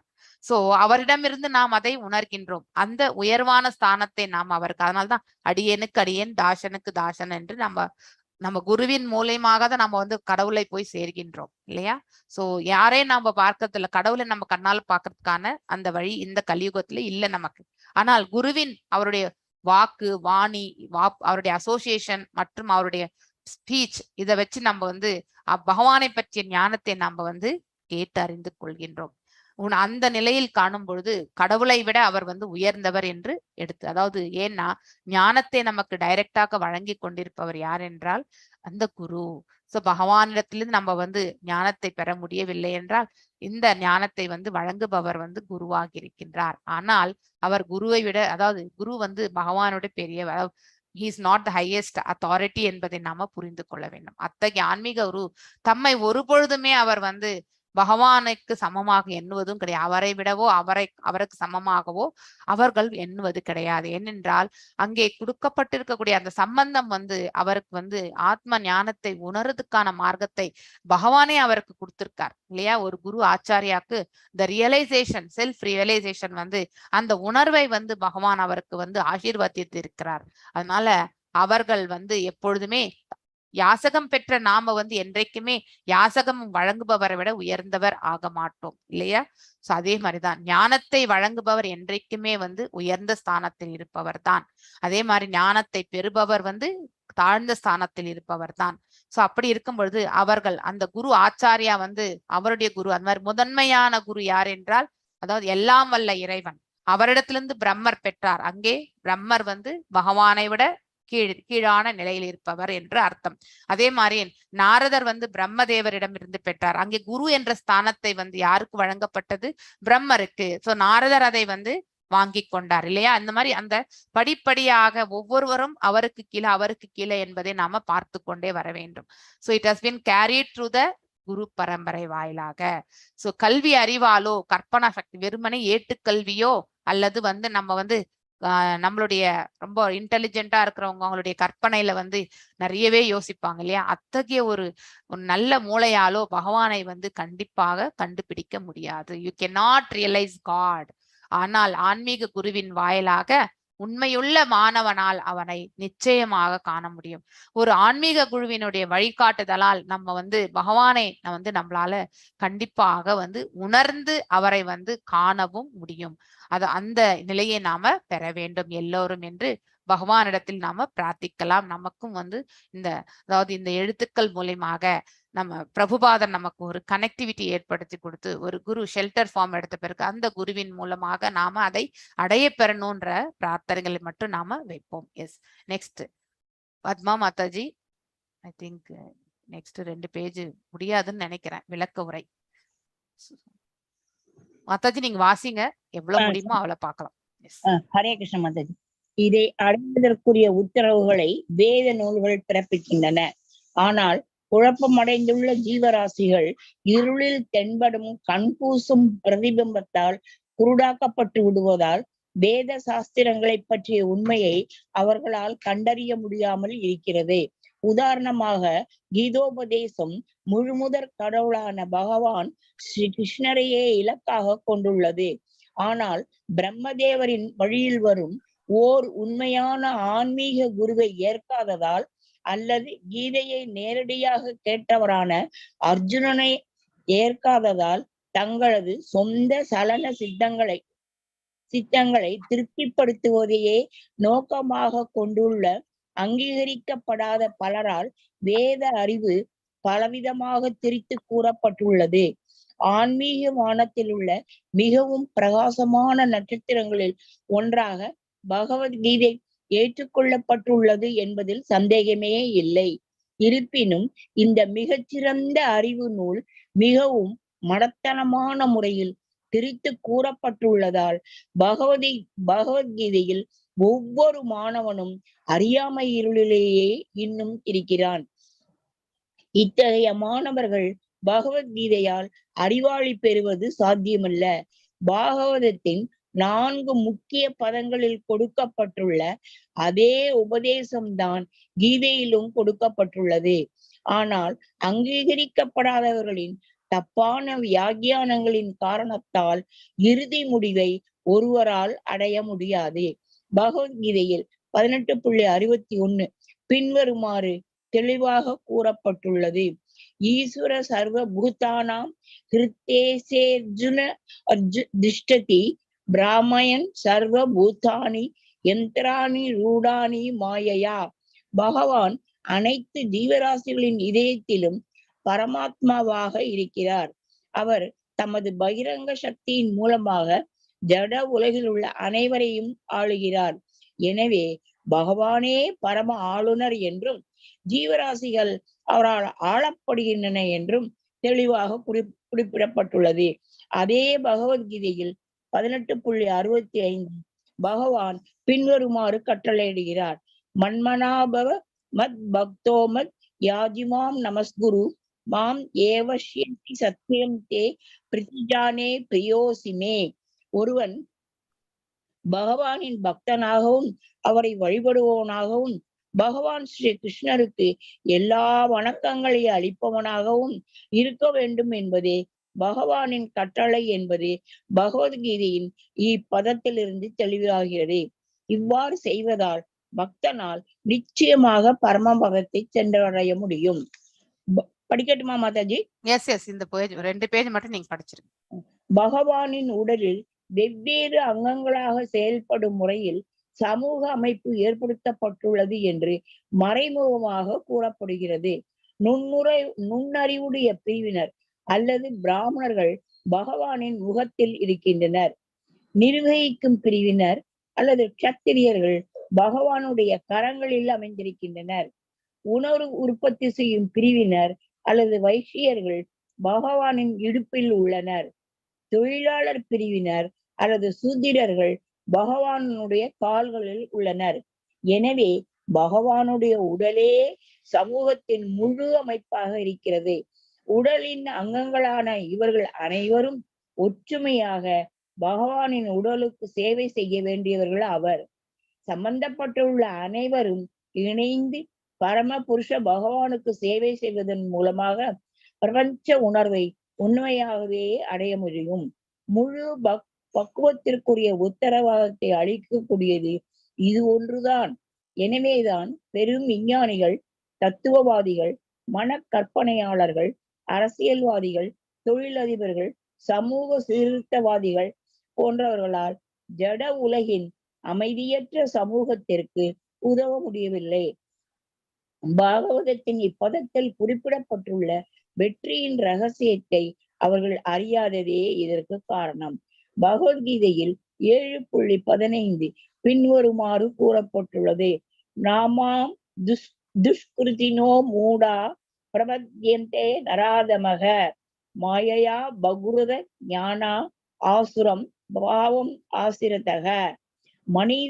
மனித சமூகத்தில் பெயரளவையான தலைவர்கள் பக்தி யோகம் என்னும் இச்சிறந்த அறிவை அறியாதவர்களாக இருப்பதாலும் புலன்நுகர்வின் இழிவான செயல்களில் ஈடுபட்டிருப்பதாலும் பகவானுடைய பகிரங்க சக்தியால் குழப்பமடைகின்றனர். அவர்கள் பரமபுருஷ பகவானின் ஈடற்ற நிலையை எதிர்க்கும் பிடிவாதமான கலகக்காரர்களாகவும், மேலும் அவர்கள் முட்டாள்களாகவும் அயோக்கியர்களாகவும் மனதிகளில் தடைப்பட்டவர்களாகவும் இருப்பதால் பகவானிடம் சரணடைய மறுக்கின்றனர். இத்தகைய நம்பிக்கையற்ற நாத்திகர்கள் பௌதிக கணக்குப்படி உயர்ந்த கல்விமான்களாக இருந்தாலும் உண்மையில் அவர்கள்தான் உலகிலேயே மிகப்பெரிய மூடர்கள் ஆவர். ஏனெனில் ஜட இயற்கையின் வசீகர சக்தியினால் அவர்களுடைய பெயரளவேயான அறிவு செல்லுபடியாததாக செயல்பட்டு விட்டது. எனவே தற்பொழுதைய பௌதீக முன்னேற்றம் புலன் இன்பத்திற்காக சண்டை போட்டுக் கொள்ளும் நாய் பூனைகளால் துஷ்பிரயோகம் செய்யப்படுகிறது.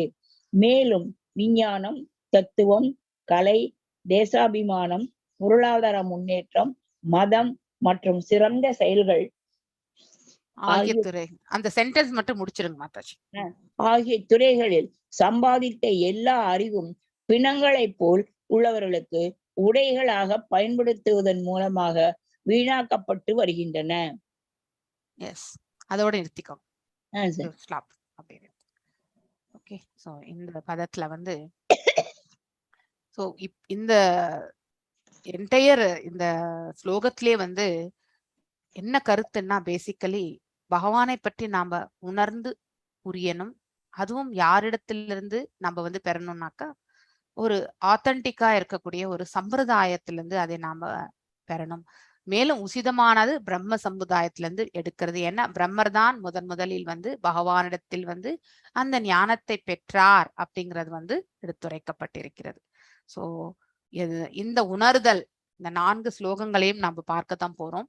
இதை அடைவதற்கு, அத்தகைய ஞானத்தை அடைவதற்கு உத்தரவுகளை வேத நூல்கள் வந்து பிறப்பிக்கின்றன. சோ ஆத்தன்டிக்கா இருக்கக்கூடிய இந்த ஸ்கிரிப்சர்ஸ் எல்லாமே இதெல்லாமே நமக்கு வந்து இவ்வாறு நீ வந்து செயல்படணும் அப்படிங்கறது வந்து சொல்லி, அதாவது எல்லா வேத சாஸ்திரங்களிலும் வந்து எடுத்துரைக்கப்பட்டிருப்பதாக இங்கு பிரபுபாதர் வந்து இந்த விளக்க உரையில வந்து நமக்கு வந்து எடுத்துரைக்கிறார். ஆனால் குழப்பம் அடைந்துள்ள ஜீவராசிகள் இருளில் தென்படும் கண்கூசும் பிரதிபிம்பத்தால், ரிஃப்ளெக்ஷன் இல்லையா, சோ ஒரு டெம்பரரி பிரகாசம், அதுதான் நம்ம பார்க்கிறதே. டெம்பரரியான பிரகாசம் என்பது இந்த பௌதிக செயல்களால் ஏற்படக்கூடிய சந்தோஷமான சூழ்நிலைகள், அதுவே நித்தியம் என்று நாம நம்பி விடுகின்றோம். சோ அங்க இறை அருளை பற்றி நாம அப்போ யோசிக்கிறதே கிடையாது.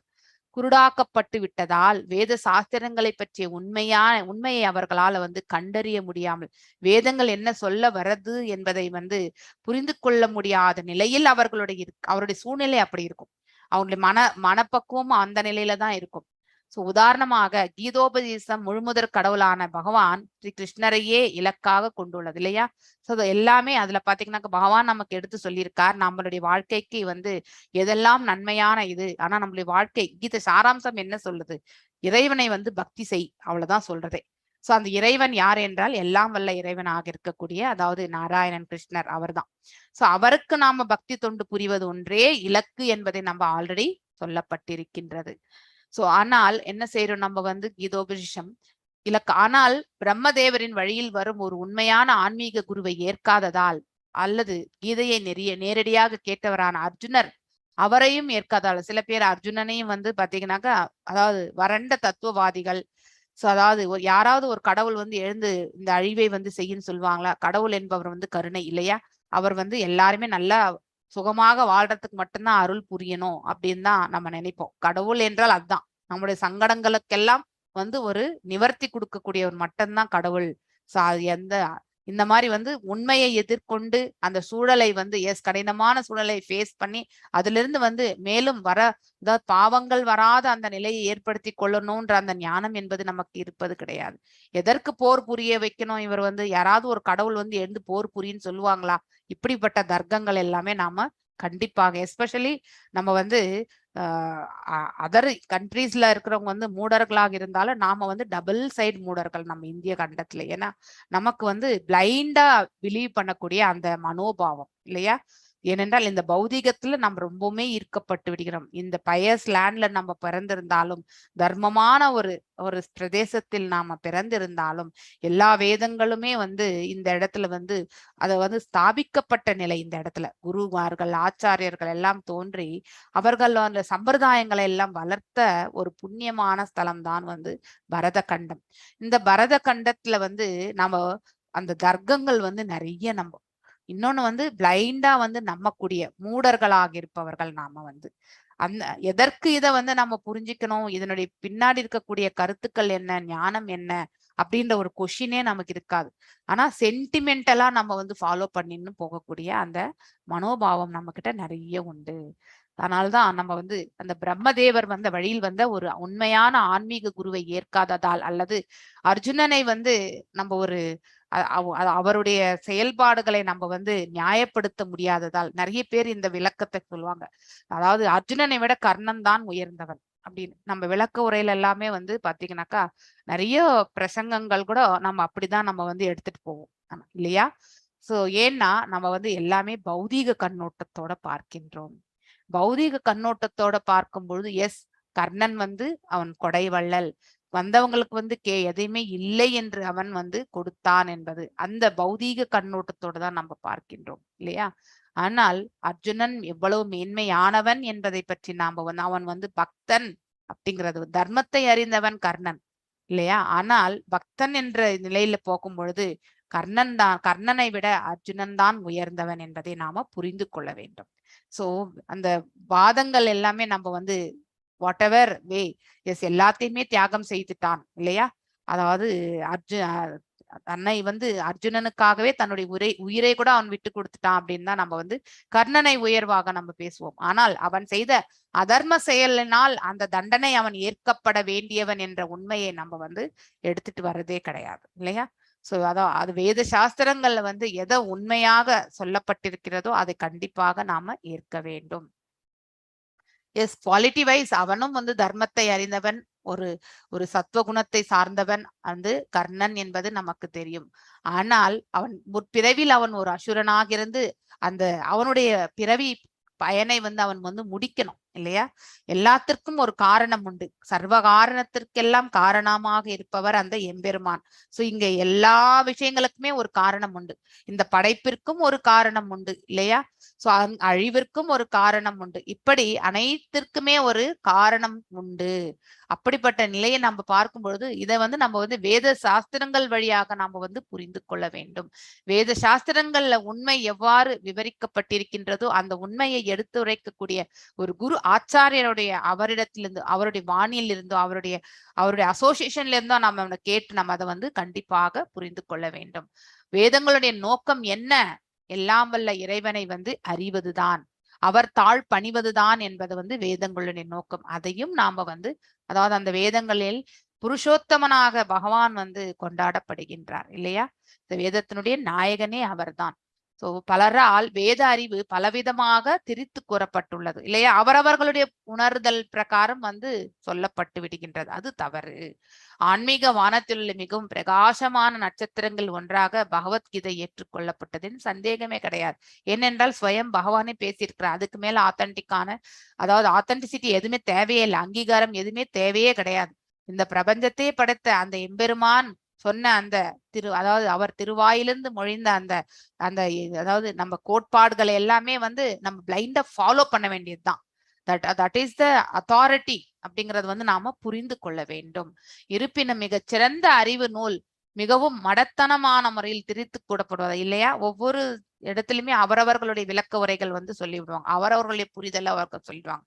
அந்த மாதிரி சொல்லக்கூடாது. உள்ளதே உள்ளபடி என்ன சொல்லியிருக்காங்களோ அதை மட்டும் தான் நம்ம சொல்லணும். அதை நம்மளுடைய ஆங்கிள் இருந்து நம்ம சொல்லவே கூடாது. அது ரொம்ப தவறு. நம்முடைய கருத்துக்களை வந்து நாம வந்து பகவத்கீதையில வந்து திணிக்க கூடாது. அது ரொம்ப தவறு. பகவத்கீதையின் ஒவ்வொரு மாணவனும் அறியாமை இருளையே இன்னும் இருக்கின்றான் இல்லையா? ஏனென்றால் அவர்கள் வந்து வாசிக்கக்கூடிய அந்த டிரான்ஸ்கிரிப்ஷன்ஸ் எல்லாமே பாத்தீங்கன்னாக்கா நமக்கு வந்து அவ எழுதினவங்களுடைய வியூஸ் என்னவோ அதை தான் நம்ம வந்து எடுத்துக்கிறோம். அது ரொம்ப தவறு. சோ இத்தகைய மாணவர்கள் பகவத்கீதையின் அறிவொளி பெறுவது சாத்தியமல்ல. பகவத்கீதை 4 முக்கிய பதங்கள் வந்து கொடுக்கப்பட்டுள்ள அதே உபதேசம் தான் கீதையிலும் வந்து கொடுக்கப்பட்டுள்ளது இல்லையா? பாகவதத்தின் 4 முக்கிய பதங்களில் கொடுக்கப்பட்டுள்ள அதே உபதேசம் தான். இந்த 4 முக்கிய பதங்கள் என்ன என்பதை வந்து நீங்க யாராவது கண்டிப்பா தெரிஞ்சுட்டு வரணும். அது என்ன பதங்கள் அப்படிங்கிறது வந்து சோ உபதேசத்துல வந்து கீழே பார்க்கணும். நம்ம அதற்கு என்ன மேப்பிங்கா நம்ம இது வரைக்கும் எந்த கேண்டோல வந்து படிச்சிருக்கோம் அப்படிங்கறத வந்து பார்க்கணும்.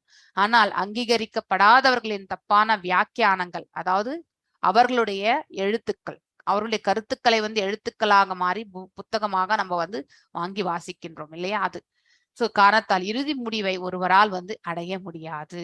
சோ பகவத்கீதையில 19.61 என்ன சொல்றாங்க? ஈஸ்வர சர்வபூதானாம். ஈஸ்வர என்றால் கட்டுப்படுத்துபவர் இல்லையா? எல்லாம் வல்ல இறைவன்.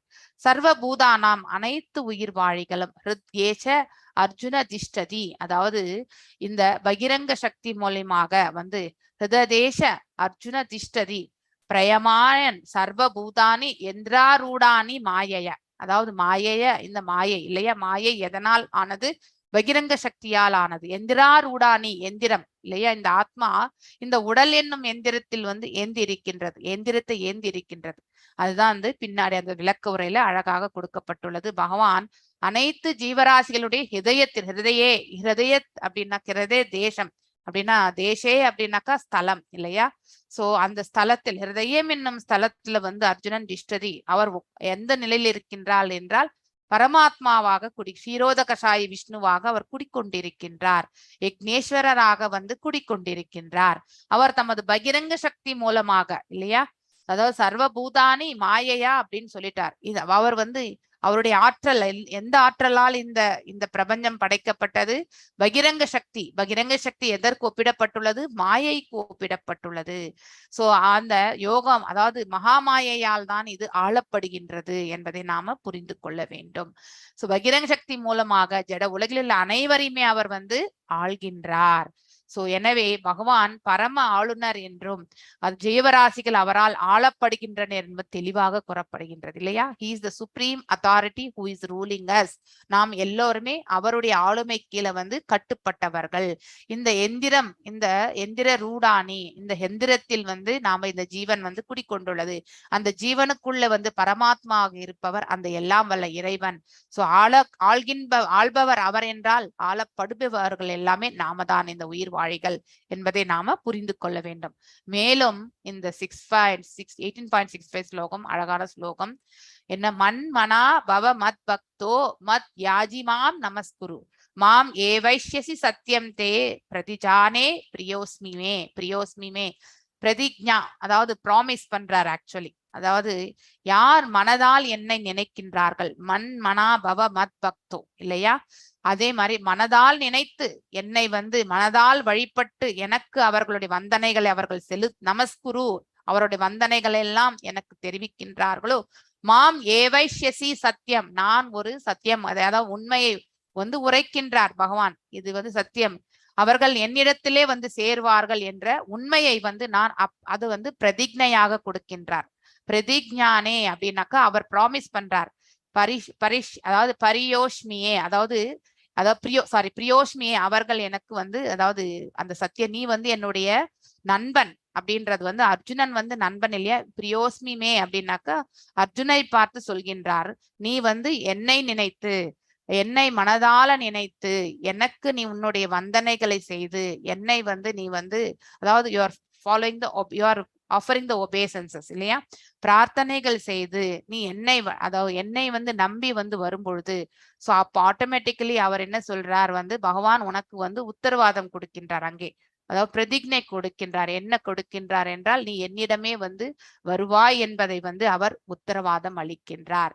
சோ நாம அதே மாதிரிதான் அர்ஜுனனை போலவே மனதளவில் பகவானை நினைத்து அதே மாதிரி அவருக்கான வந்தனைகள் செலுத்தி அவருடைய அதாவது அவருக்கு நமஸ்காரங்களை செய்து நாம வந்து நம்முடைய செயல்கள் அனைத்தும் அவருக்கு சமர்ப்பிக்கும் பொழுது ஆட்டோமேட்டிக்கலி நம்மள வந்து பகவான் வந்து ஆட்கொள்கின்றார் என்ப உண்மையை நாம புரிந்து கொள்றோம் என்றால் அந்த உத்தரவாதம் அர்ஜுனனுக்கு மாத்திரம் பகவான் வழங்கவில்லை. இஸ் நாட் ஒன்லி த பிரியோஸ்மி, நாம் எல்லாரும் கூட பகவானுக்கு பிரியோஸ்மி தான்.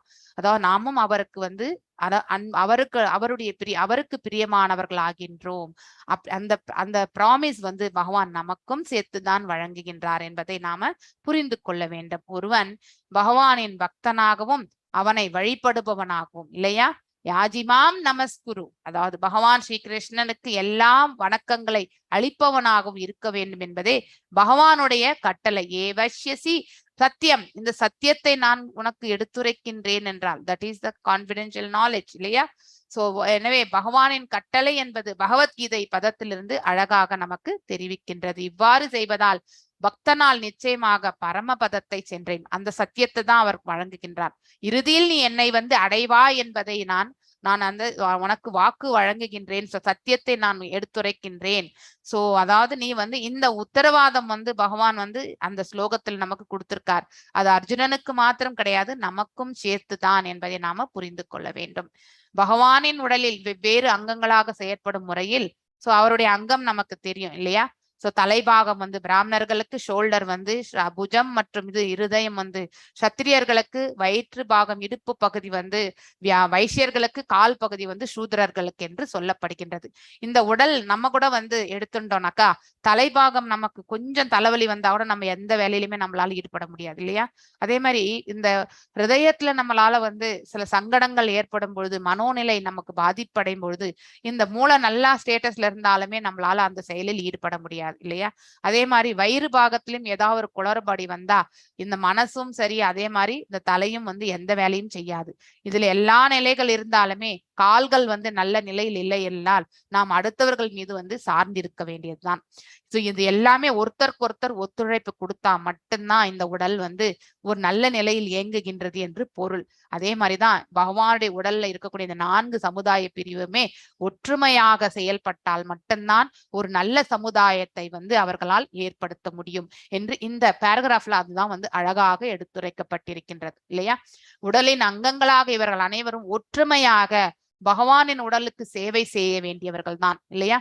நாம் எல்லாருமே பகவானுடைய உடல் பகுதி, தலைப்பகுதியில பிராமணர்கள் இருக்கிறார்கள், புஜபலர் இந்த இதுல இருக்கிறவங்க எல்லாமே சத்திரியர்கள், வயிற்று பகுதி வைசியர்கள், கால் பகுதி வந்து சூத்திரர்கள். சோ இவங்க எல்லாருமே நம்ம எல்லாருமே பகவானுடைய உடல்ல வந்து நாம் எல்லாம் அங்கத்தினர்கள் தான். சோ இவ்வாறு அங்கமாக வகிக்கின்ற நாம வந்து அவருக்கு நாம வந்து அவருடைய கால் வந்து செயல்படணும்னா நாம கண்டிப்பா அங்க தொண்டு செய்துதான் ஆகும். சூத்திரலா இருப்பவரும் தொண்டு செய்யணும். அதே மாதிரி அவருடைய வேலை அவர்கள் விதிக்கப்பட்ட கடமை அவர் செய்யணும். வயிற்று பாகத்தில் இருப்பவர்கள் அவர்களுக்கு விதிக்கப்பட்ட கடமை அவர்கள் செய்யணும். வைசியர்கள் வேலை செய்கின்றார்கள் என்றால் எவ்வாறு நம்ம உணவு உண்டால் அது நல்ல செரிமானம் அடைவதற்கான அங்க அக்னி வந்து அக்னியினுடைய அந்த இதை வந்து உபயோகப்படுத்தி பரமாத்மா நிலை வந்து அங்க ஜீரணம் என்னும் அந்த இதை ஏற்படுத்தி கொள்கின்றதோ அதே மாதிரிதான் வயிற்று பாகத்தில் இருக்கக்கூடிய அந்த வைசியர்களும் தங்களுடைய கடமைகளை அவர்கள் செவ்வனே செய்ய வேண்டும். அதே மாதிரி ஆளும் தன்மையில் இருப்பவர்களும் அதையும் வந்து சரிவர செய்ய வேண்டும். தலைபாகத்தில் ஞானத்தை வந்து போதிப்பவர்களும் பிராமணர்கள் என்ற அந்த கடமையை அவர்கள் வந்து கண்டிப்பாக ஆற்ற வேண்டும். இந்த 4 பிரிவினருமே கரெக்டா வேலை செய்தாதான் பகவானுடைய அருளும் நமக்கு முழுமையாக கிடைக்க பெறுகின்றோம் என்று அர்த்தம். சோ அப்போ நம்ம வேலைகளை செய்யும் பொழுது ஆட்டோமேட்டிக்கலி பகவானுடைய அந்த இது பாகங்களும் வந்து தத்தம் இது வந்து கத்திங்கனாக்கா செவ்வனே அவருடைய வேலைகள் எல்லாமே நடைபெறுகின்றது. அதனால் பகவானும் வந்து பாத்தீங்கன்னாக்கா மனம் குளிர் அவருடைய கருணையும் நமக்கு கிடைக்கின்றது. சோ அப்போ இது எல்லாமே பகவானுடைய வேலைகள் இல்லையா. நம்ம செய்ய இது எல்லாமே பிரிஸ்கிரைப்டு டியூட்டிஸ் எல்லாமே அவர் நமக்குன்னு விதிக்கப்பட்ட கடமைகள் எல்லாமே அவருக்கு செய்யக்கூடிய தொண்டு. அந்த தொண்டை தான் நம்ம செய்யணும்ன்றது வந்து அழகாக இங்க விவரிக்கப்பட்டிருக்கின்றது.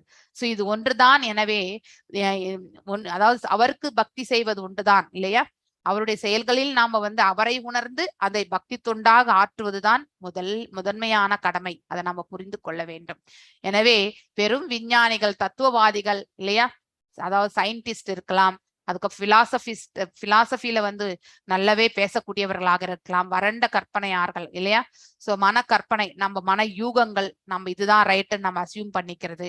அரசியல் பொலிட்டீஷியன்ஸ், தொழில் அதிபர்கள், பிசினஸ் பீப்புள், சமூக தீர்த்தவாதிகள், சோசியல் சர்வீஸ்ல இருக்கக்கூடியவங்க போன்றவர்களால் ஜட உலகின் அமைதியற்ற சமூகத்துக்கு உதவ முடிவதே கிடையாது. அவர்கள் வித்தவுட் காட் சென்ட்ரிக்கா அவர்கள் இத்தனை செயல்கள் செய்தால் கண்டிப்பாக அங்கே வந்து என்ன பலனை பெறணுமோ அது கண்டிப்பாக பெற முடியாது 100% இல்லையா. சோ நம்ம பிரைம் மினிஸ்டரே எடுத்துக்கோங்க, he is very spiritual person இல்லையா. மெனி திங்ஸ் எல்லாமே நம்ம பார்க்கக்கூடிய சூழ்நிலைகள் எல்லாமே எஸ் எல்லா இடங்களிலுமே ஃபிளாஸ் உண்டு, ஆனா அதை வந்து ஓரளவுக்காவது நம்ம வந்து வெற்றியை எடுத்து செல்வதற்கான மார்க்கத்தை அவர் ஏற்படுத்தி கொண்டுதான் இருக்கிறார் இல்லையா. ஆனா அதற்கு மூல காரணமே வந்து ஆன்மீகம்தான். ஆன்மீகத்தின் தரப்பில் இருந்து கொண்டு நாம வந்து இந்த பௌதீகத்தை நாம வந்து நல்ல முறையில் செயல்படுத்தினால் கண்டிப்பாக அங்கே அமைதி என்பது நிகழும். எல்லா ஜீவன்களுமே வந்து நிம்மதியான வாழ்வதற்கான ஒரு சமூகத்தை வந்து ஏற்படுத்தி கொடுக்க முடியும். ஆனால் அதாவது பக்தியற்ற நிலையில் நாம் எந்த ஆளுமையுமே போனாக்கா, அந்த காலத்துல எல்லாம் அரசர்களுக்கு பிராமணர்கள் வந்து சொன்னாங்க, அதாவது அறிவுரை வழங்கி கொண்டிருந்தார்கள். அதன் தரப்பில் இருந்து கொண்டு மன்னர்களும் வந்து அரசாண்டார்கள். ஆனால் இப்ப அந்த மாதிரி சிஸ்டம் கிடையாது. சோ அப்போ நாம தான் அந்த இறை உணர்வோட நம்மளுடைய அதாவது பக்தியோட வந்து நம்ம வந்து நம்முடைய கடமையை செய்யணும். சோ ஆள்பவர்களும் அந்த செயலில் இருந்தால் மட்டும்தான் நன்மையான காரியங்களை வந்து செய்ய முடியும். இல்லை என்றால் அதுல வந்து நமக்கு சங்கடங்கள் தான் வந்து சேரும்.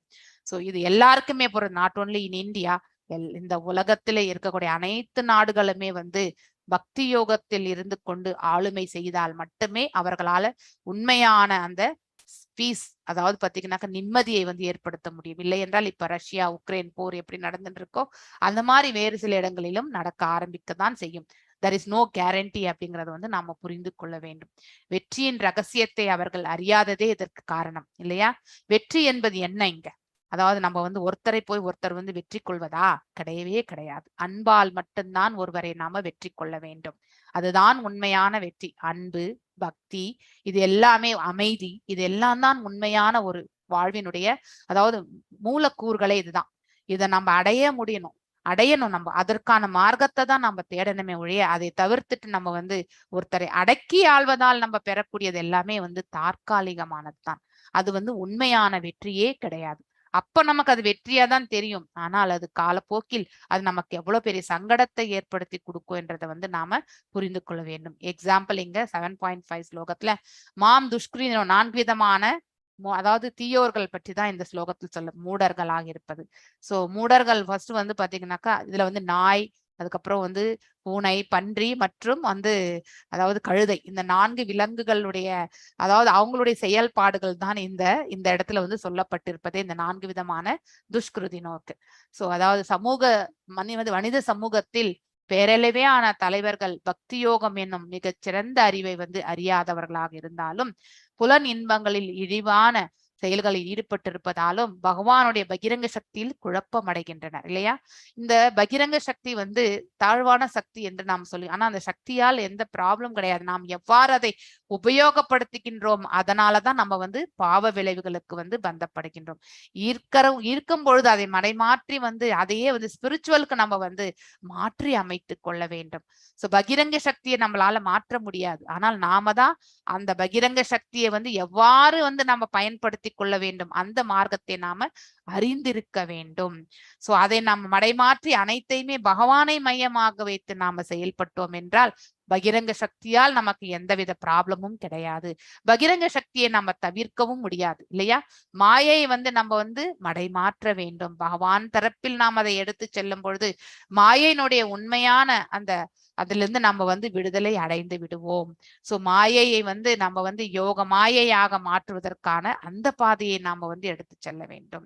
அவர்கள் பரமபுருஷ பகவானின் இரட்ட நிலையை எதிர்க்கும் பிடிவாதக்காரர்களாகும் இல்லையா. மூடர்கள் வந்து பாத்தீங்கன்னாக்கா ஃபூலிஷ் பீப்புள், அடமென்ஸ். சோ நாய் கூட பாத்தீங்கன்னா ரொம்ப வந்து ஒரு மாதிரி அதாவது ஒரு நாய்க்கு ஒரு நாய் விட்டு கொடுக்காது இல்லையா, பேராசை கொண்டது. சோ மூடத்தனம் தான் இதெல்லாமே.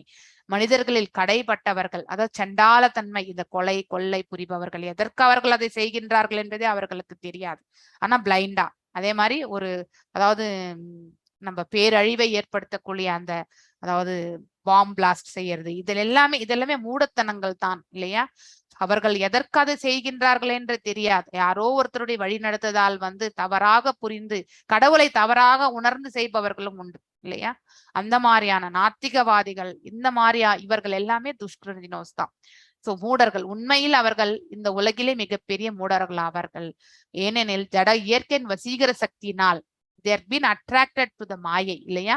அவர்களுடைய செயலளவேயான அறிவு இல்லையா? எல்லாருக்குமே கொஞ்சம் இன்டெலிஜென்ஸ் உண்டு. அதை நல் பாதையில் எடுத்து செல்வது கிடையாது. அது போன வழியிலே எடுத்துட்டு போகிறது. சோ எனவே தற்பொழுதைய பௌதீக முன்னேற்றம் புலன் இன்பத்திற்காக சண்டை போட்டுக் கொள்ளும் இல்லையா? சோ கரெக்டான ஒரு அதாவது ஓமை தான் நீங்க கொடுத்திருக்கார். சோ நாய், பூனை, பன்றி இது எல்லாமே அவ்வளவுதான். அதே மாதிரி இது கழுதை. எதற்குதான் அவர்கள் இந்த செயல்கள் ஈடுபட்டிருக்கிறார்கள் அவங்களுக்கு தெரியாது. ஆனா அது எல்லாமே நித்தியமானது. இந்த பௌதீகத்தை ஆள்வது, அதனால் வரக்கூடிய அந்த பெயர், புகழ், அந்த பதவி இதுலதான் நம்ம ஈடுபட்டிருக்கின்றோம் இல்லையா? சோ இந்த மாதிரி நான் தான் கிரேட் அப்படிங்கிறது, ஐ எம் த டூயர் அப்படிங்கிற அந்த அகம்பாவும் நமக்கு உண்டு. சோ மேலும் விஞ்ஞானம், தத்துவம், கலை, தேசாபிமானம், பொருளாதார முன்னேற்றம், மதம் மற்றும் சிறந்த செயல்கள் ஆகிய துறைகளில் சம்பாதித்த எல்லா அறிவும் ஒவ்வொருத்தரும் ஒவ்வொரு இதுல இருப்பாங்க இல்லையா? ஒரு சிலர் சயின்டிபிக் ரிசர்ச்ல இருப்பாங்க, ஒரு சிலர் பிலாசபில நல்லா இருப்பாங்க, ஒரு சிலர் ஆர்டிஸ்டிக் அந்த இதுல இருப்பாங்க, சில பேர் தேசாபிமானம் அதாவது சோசியல் இதுல இந்த சமூக முன்னேற்றத்துல ஈடுபட்டிருப்பாங்க, சில பேர் எக்கனாமிக் டெவலப்மெண்ட்ல தான் இருப்பாங்க, சில பேர் ரிலீஜியஸ்ல இருப்பாங்க. அந்த ரிலீஜியஸ்ல கூட பாத்தீங்கன்னாக்கா நம்ம இந்த பௌதீகத்தை எவ்வாறு நம்ம அதாவது அதன் நம்ம பகவானை உணர்வதற்காக எடுத்து போயிருக்க மாட்டாங்க. இந்த பௌதீக சூழல்ல நாம் எதையெல்லாம் நன்மைகள் அடையணுமோ அப்படிப்பட்ட உதாரணங்கள். சிறந்த செயல்களில் எல்லாம் ஈடுபட்டிருந்தாலும் வாழ்வினுடைய அதாவது முக்கியமான நோக்கம் என்ன என்பதை அவர்கள் அங்கே பயிற்றுவிப்பது கிடையாது. அவர்களை ஃபாலோ பண்றவங்களும் அதே நிலையில் தான் செல்வார்கள். சோ எல்லா அறிவும் பிணங்களை போல உள்ளவர்களுக்கு உடைகளாக பயன்படுத்துவதன் மூலமாக வீணாக்கப்பட்டு விடுகின்றன இல்லையா? இது வரைக்கும் நான் நிறுத்துறேன். எஸ், வி ஆர் ஆல் எது வரைக்குமே நாம பௌதீகத்தின் தரப்பில் நாம இந்த செயல்களை எல்லாம் நாம் எடுத்துக்கொண்டு செல்கின்றோமோ அவை அனைத்துமே பிணங்களுக்கு நாம ஒரு நல்ல ஆடையை உடுத்தினால் என்ன பிரயோஜனம்? அது ஒண்ணுமே யூஸே கிடையாது. அது இந்த ஜென்மத்திலே நமக்கு யூஸ் கிடையாது. அதனால நெக்ஸ்ட் ஜென்மத்தை பத்தி நாம என்ன நினைக்கணும்? ஒண்ணுமே நினைக்க வேண்டியதே இல்லை. அதனால பௌதீகத்தை நாம ஆன்மீகத்திற்கு மடைமாற்றிக் கொள்ளக்கூடிய மார்க்கத்தை ஒரு குரு பரம்பரையிலிருந்து கேட்டு பெறும் பொழுது அது நம்ம என்ன அதாவது மார்க்கத்தில் செல்ல வேண்டும் என்று நமக்கு விளங்குகின்றது, எதை செய்ய வேண்டும் என்று விளங்குகிறது, எத்தரப்பில் இருக்க வேண்டும் என்பது விளங்குகிறது, இங்க இருக்கக்கூடிய இந்த செயல்பாடுகளை எவ்வாறு மாற்றிக்கொள்ள வேண்டும் என்ற அந்த ஞானத்தையும் நாம பெறுகின்றோம்.